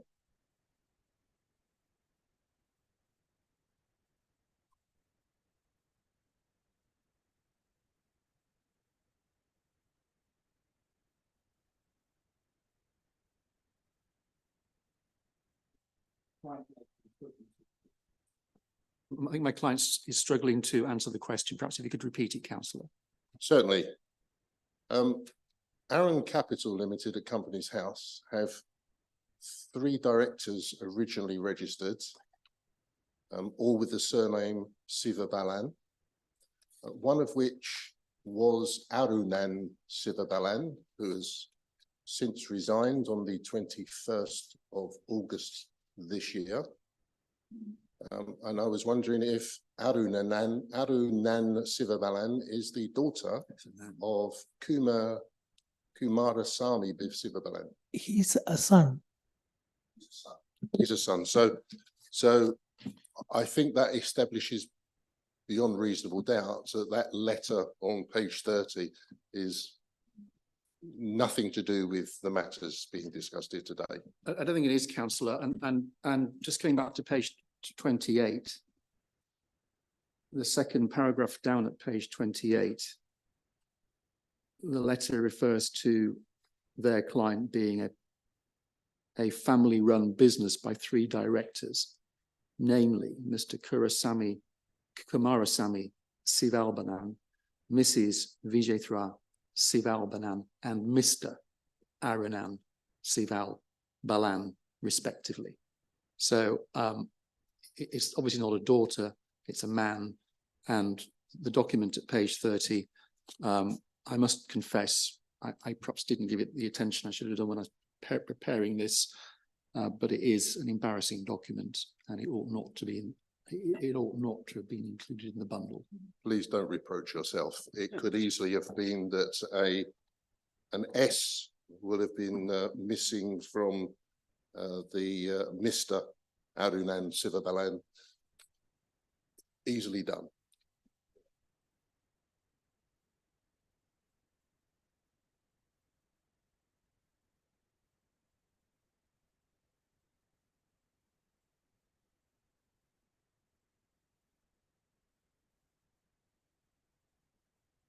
Where the Home Office report, I think it's Home Office report. Let me just check the page reference.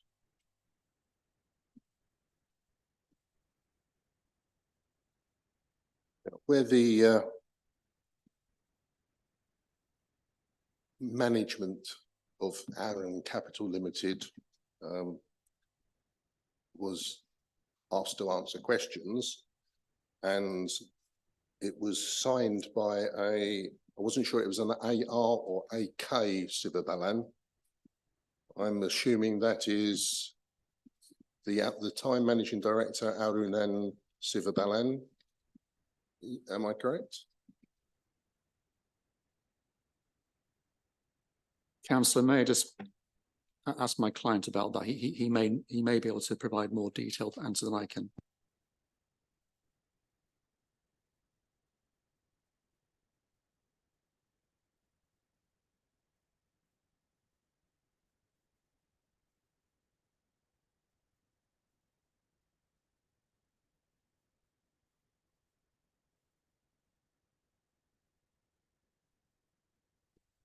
Yeah, signed by R. Mugam K. Sivabalan, Kumarasamy Sivabalan. He is the managing director. Was the managing director, now having resigned as of the 21st of August. The first one, Kumarasamy Sivabalan, the Mr. The first one, Mr. Page number 28, Mr. Kumarasamy Sivabalan. No, that's fine. Thank you.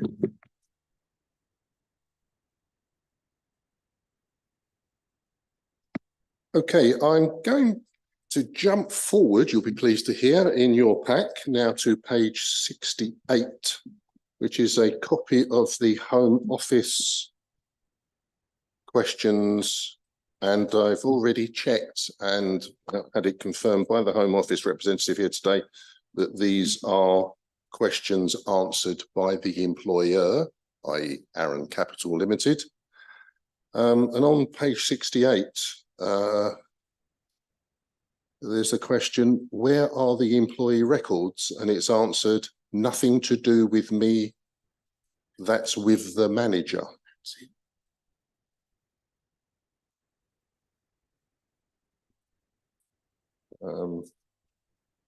So this is a statement being made by effectively the representative of the license holder, is that correct?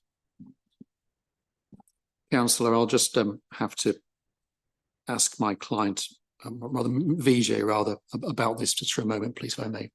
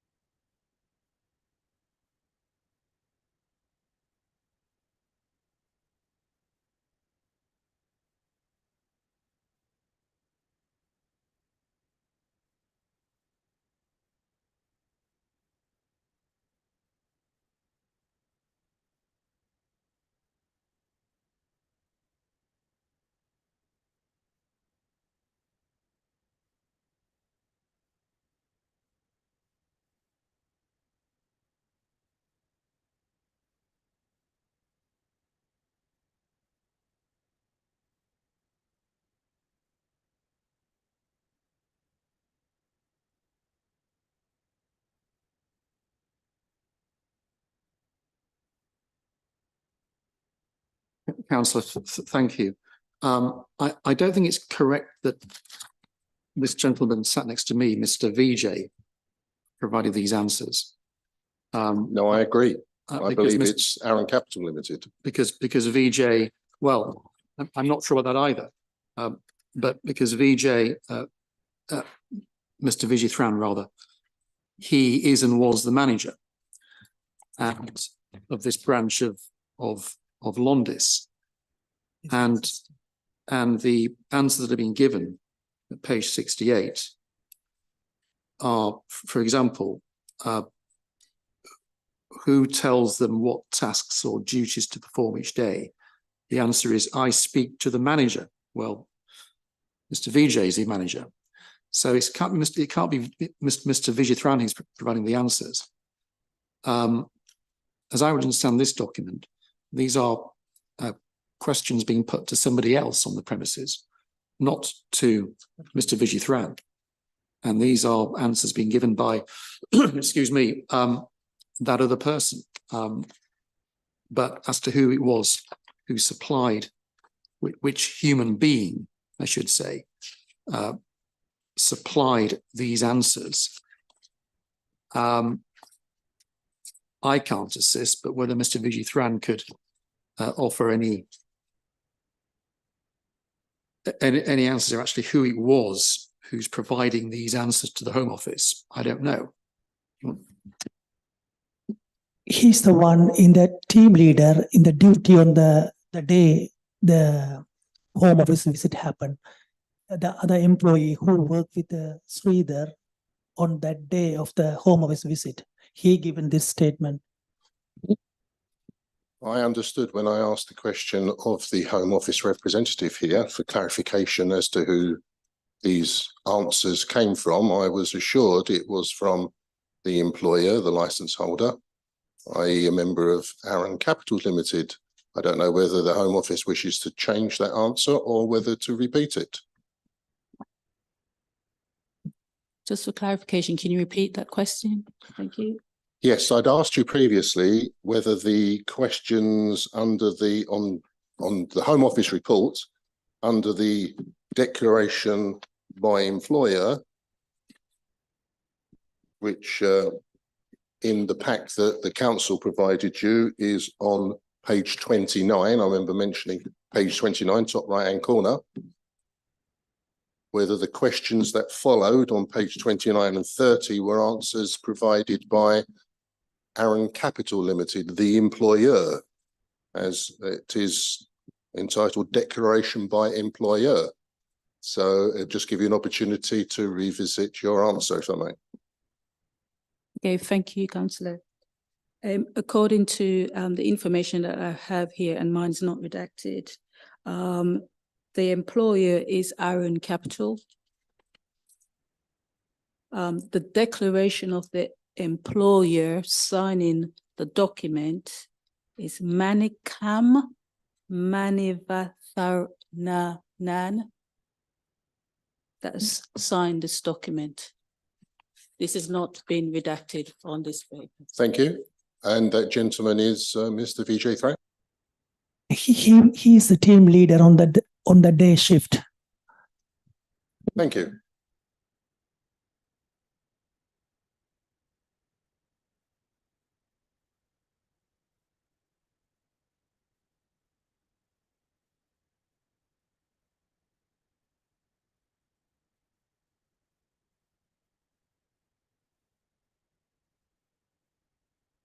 In that case, a number of my other questions that I had prepared obviously aren't relevant for Aaron Capital Limited.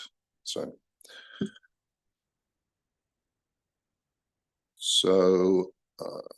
right, I will provide some questions for Mr. Vijay Thran now, if I may.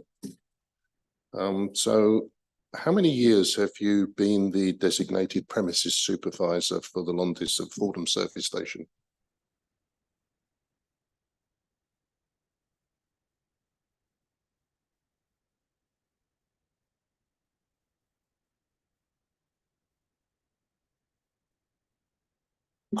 I think more than 10 years, I think. Thank you. And in your statement dated the 17th of November 2023, you advised there are 10 workers employed at the Fordham Service Station, and they all have the right to work in the UK. Does that include the individual who we are referring to in this matter here as the alleged illegal worker? He left. No longer he's with us.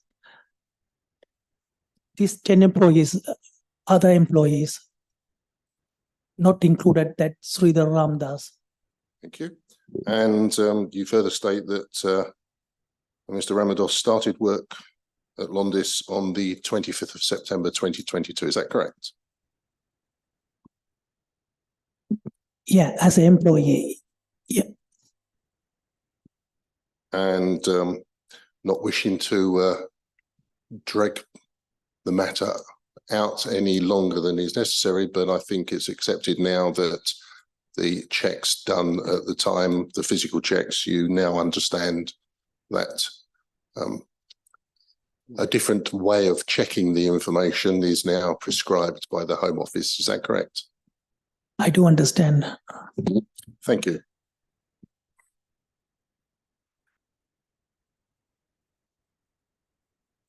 Obviously, I'm not a designated premises supervisor, so I have no idea what the answer to my question is, but I'm assuming that part of your training will have told you that over time, and bearing in mind you got your personal license in 2010, that legislation will change going forward.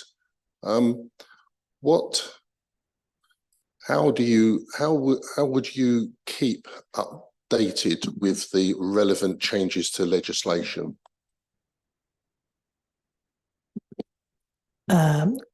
As a manager, we are having subscription with CPL Learning and also Suicide, who is giving training and things.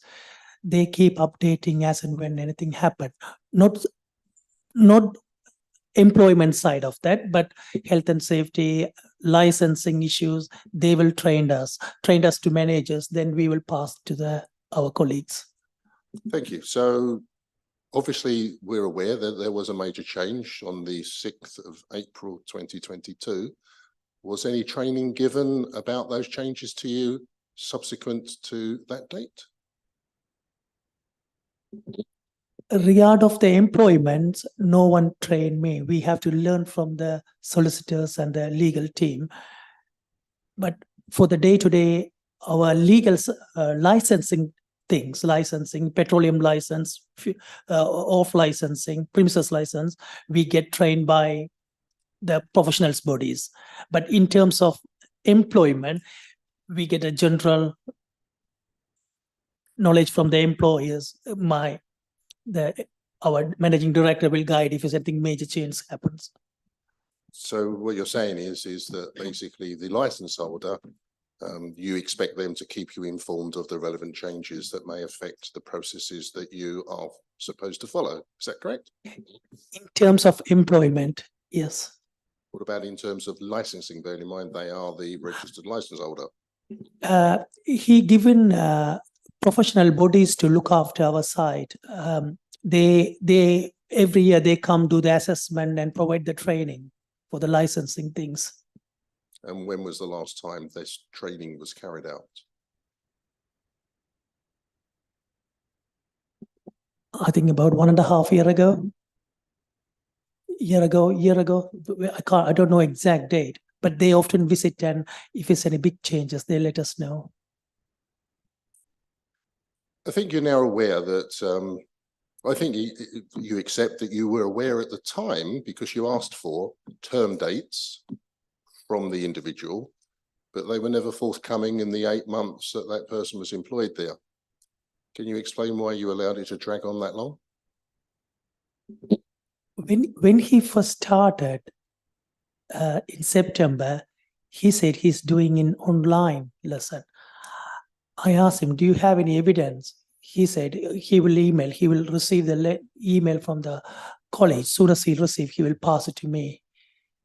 But in the terms of works, I forgot to track it, that's my mistake. I should have tracked it. Then because of the first instance, I thought he's in the term time, he's doing online. I record at his 30 hours he can work. Then my team leaders follow that procedure to 30 hours every week. Then that's what has happened. But you accept that you should have obtained the term dates and didn't. Is that correct? Yeah. Thank you.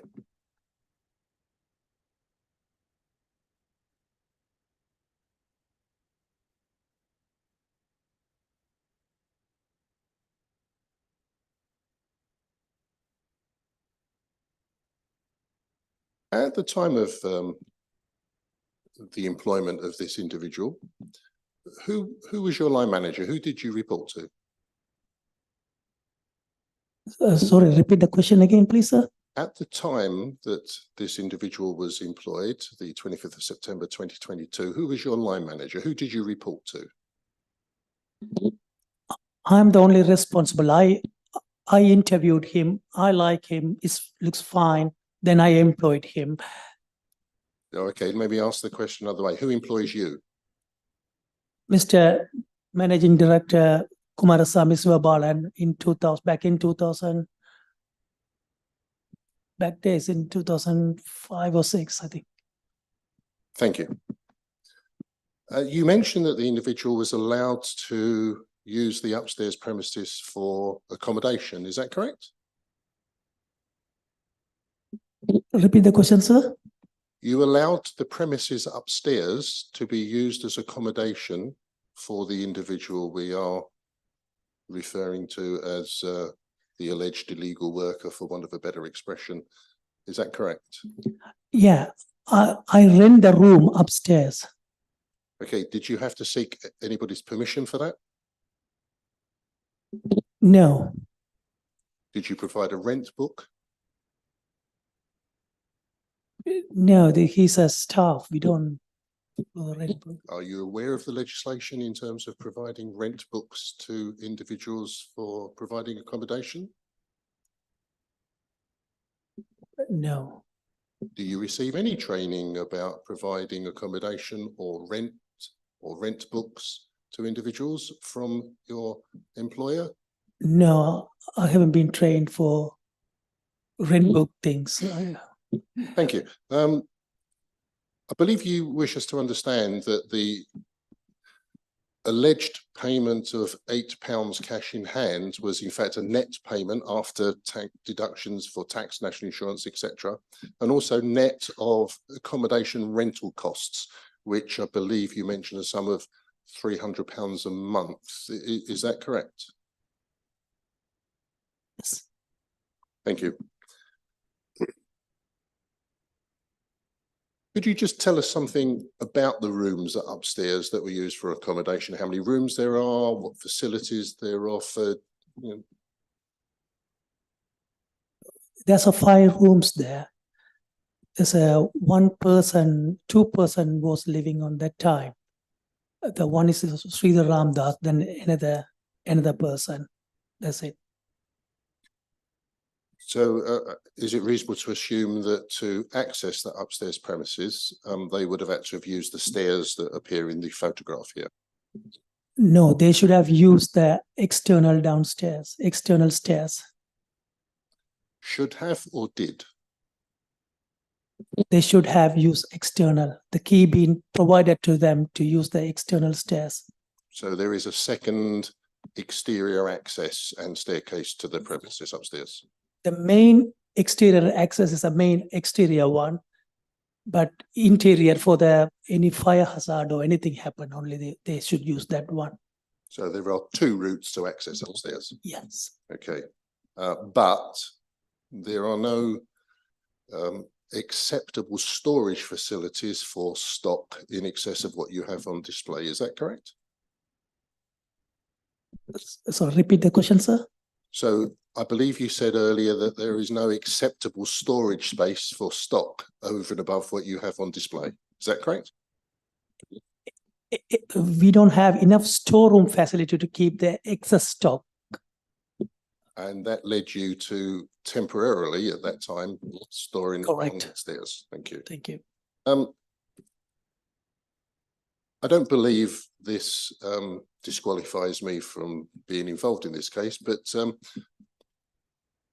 I've actually bought a gas cylinder from your premises. And in order to pay the advertised price, you have to give over the empty cylinder. And when I say empty cylinder, it's as empty as anybody wishes to return it in exchange for a full one. But generally speaking, they're not completely empty. But it is generally speaking a requirement of the people that provide the gas cylinders that they only charge you the advertised price if you return an empty cylinder.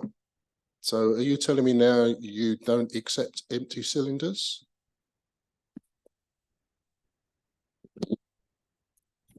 We only accept empty cylinders if we have a space in the cage to keep it. How it works, now we are dealing with like-to-like basis. If they bring the right size, we keep it swap it in the cage. give the full one to the customers and take their empties back into the storage, right? But if it's anyone, some people, they say they bought it about 6-7 years ago, they don't need it. Sometimes they left it outside the cage. So that sort of cylinders, we should have keep it there and we could return it back to the driver when they come next in. And how often are empty cylinders picked up? Every week.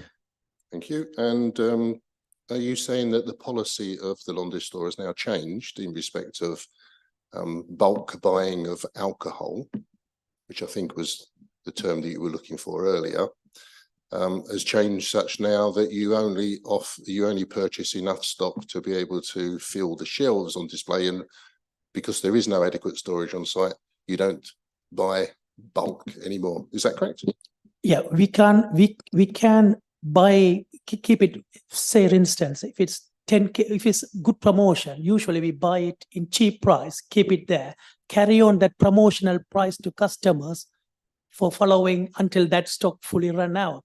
But as it's this policy, our change now because of this storage issue, no longer, we only drop for one case for the shelving. When it's run out, we have to wait for the next delivery. But by the time next delivery comes, the promotion price elapses. So we have to pay more price to the Londis to buy. So sometimes they do weekly offers, 10 days offers. So when they do the very big good deals, only we drop it. But I stop it. I don't want to deal anymore these things. Thank you very much. Now that's all of my questions now. You'll be pleased to hear, I'm sure. And looking back at the process, unless anybody else has any other questions to ask, I would like to provide either you, Mr. Vijaythran, or Mr. Giles, an opportunity to sum up your case and present your closing statements. Thank you. Councillor, thank you. I think I've probably already said much, if not most, of what I wanted to say earlier when I was addressing you earlier. But now you've had a chance to ask Mr. Vijaythran some questions directly to himself. It's a matter for you, of course, what you made of his answers. All I can say is that he seemed to accept that they had made mistakes, in the sense that they employed this man during term time for more than 20 hours per week. I draw to your attention that that there's been no input from the fire brigade or fire authorities about any fire safety issues arising at these premises. The only other contribution to this review, in terms of, apart from the main participants, has been my client's landlord, who wrote a supportive letter of their client, which you've seen in the bundle. So in terms of wider concerns or interests in the review, there is none, I would suggest. Of course, sir, you and your colleagues can take a view of what you've heard from the principal participants about this matter, but I would urge upon you to take this view, that essentially these premises are being well run, or at least reasonably well run. A mistake was made about employing this man in the sense that the correct checks were not carried out, but he was not an illegal worker. And a mistake was made about allowing him to work for more than 20 hours per week during term time. Other than that, as I said earlier, these premises have been, as I understand it, there for a long time. There's no suggestion of any other wider concerns about these premises. So in terms of your policy, where you do set out things that you would be very concerned about, I don't see this case, in fact, as raising any of the specific matters for concern as set out in your policy. It's right to say that you must bear in mind the licensing objectives, and you will, of course. But what I would urge upon you in this particular case is to take no further action. It's clear that Mr. Vijay here has taken on board very much the the points made by the Home Office. And I'm sure he's listened very carefully to what you've said to him today as well, during the course of your very close questioning of him. So, Councillor, summing up my client's position, I'd ask you to take no further action on this occasion in respect of this review. Thank you. Thank you. Before closing the hearing, I'd just like to ask all parties that they are happy that they have received a fair hearing, and I would politely request a response from all three members of the table there. Thank you, Councillor. Yes, I am happy. Thank you. Can I just say one thing first? Can I apologise for my phone that keeps ringing? It's my work phone. So although I put it on silent, it's keep ringing. So I apologise for that. Thank you. I accept that. Thank you. Councillor, thank you and your colleagues. I've got no concerns at all on that. Thank you. Thank you all for attending today, and apologies that we had to go through this for a second time almost. And I hereby advise all present that the hearing will now retire into a closed session where the panel will make a decision and establish the reasons behind that decision. I hereby close this hearing. Our decision will be communicated to all parties within 5 working days. Thank you. You may leave.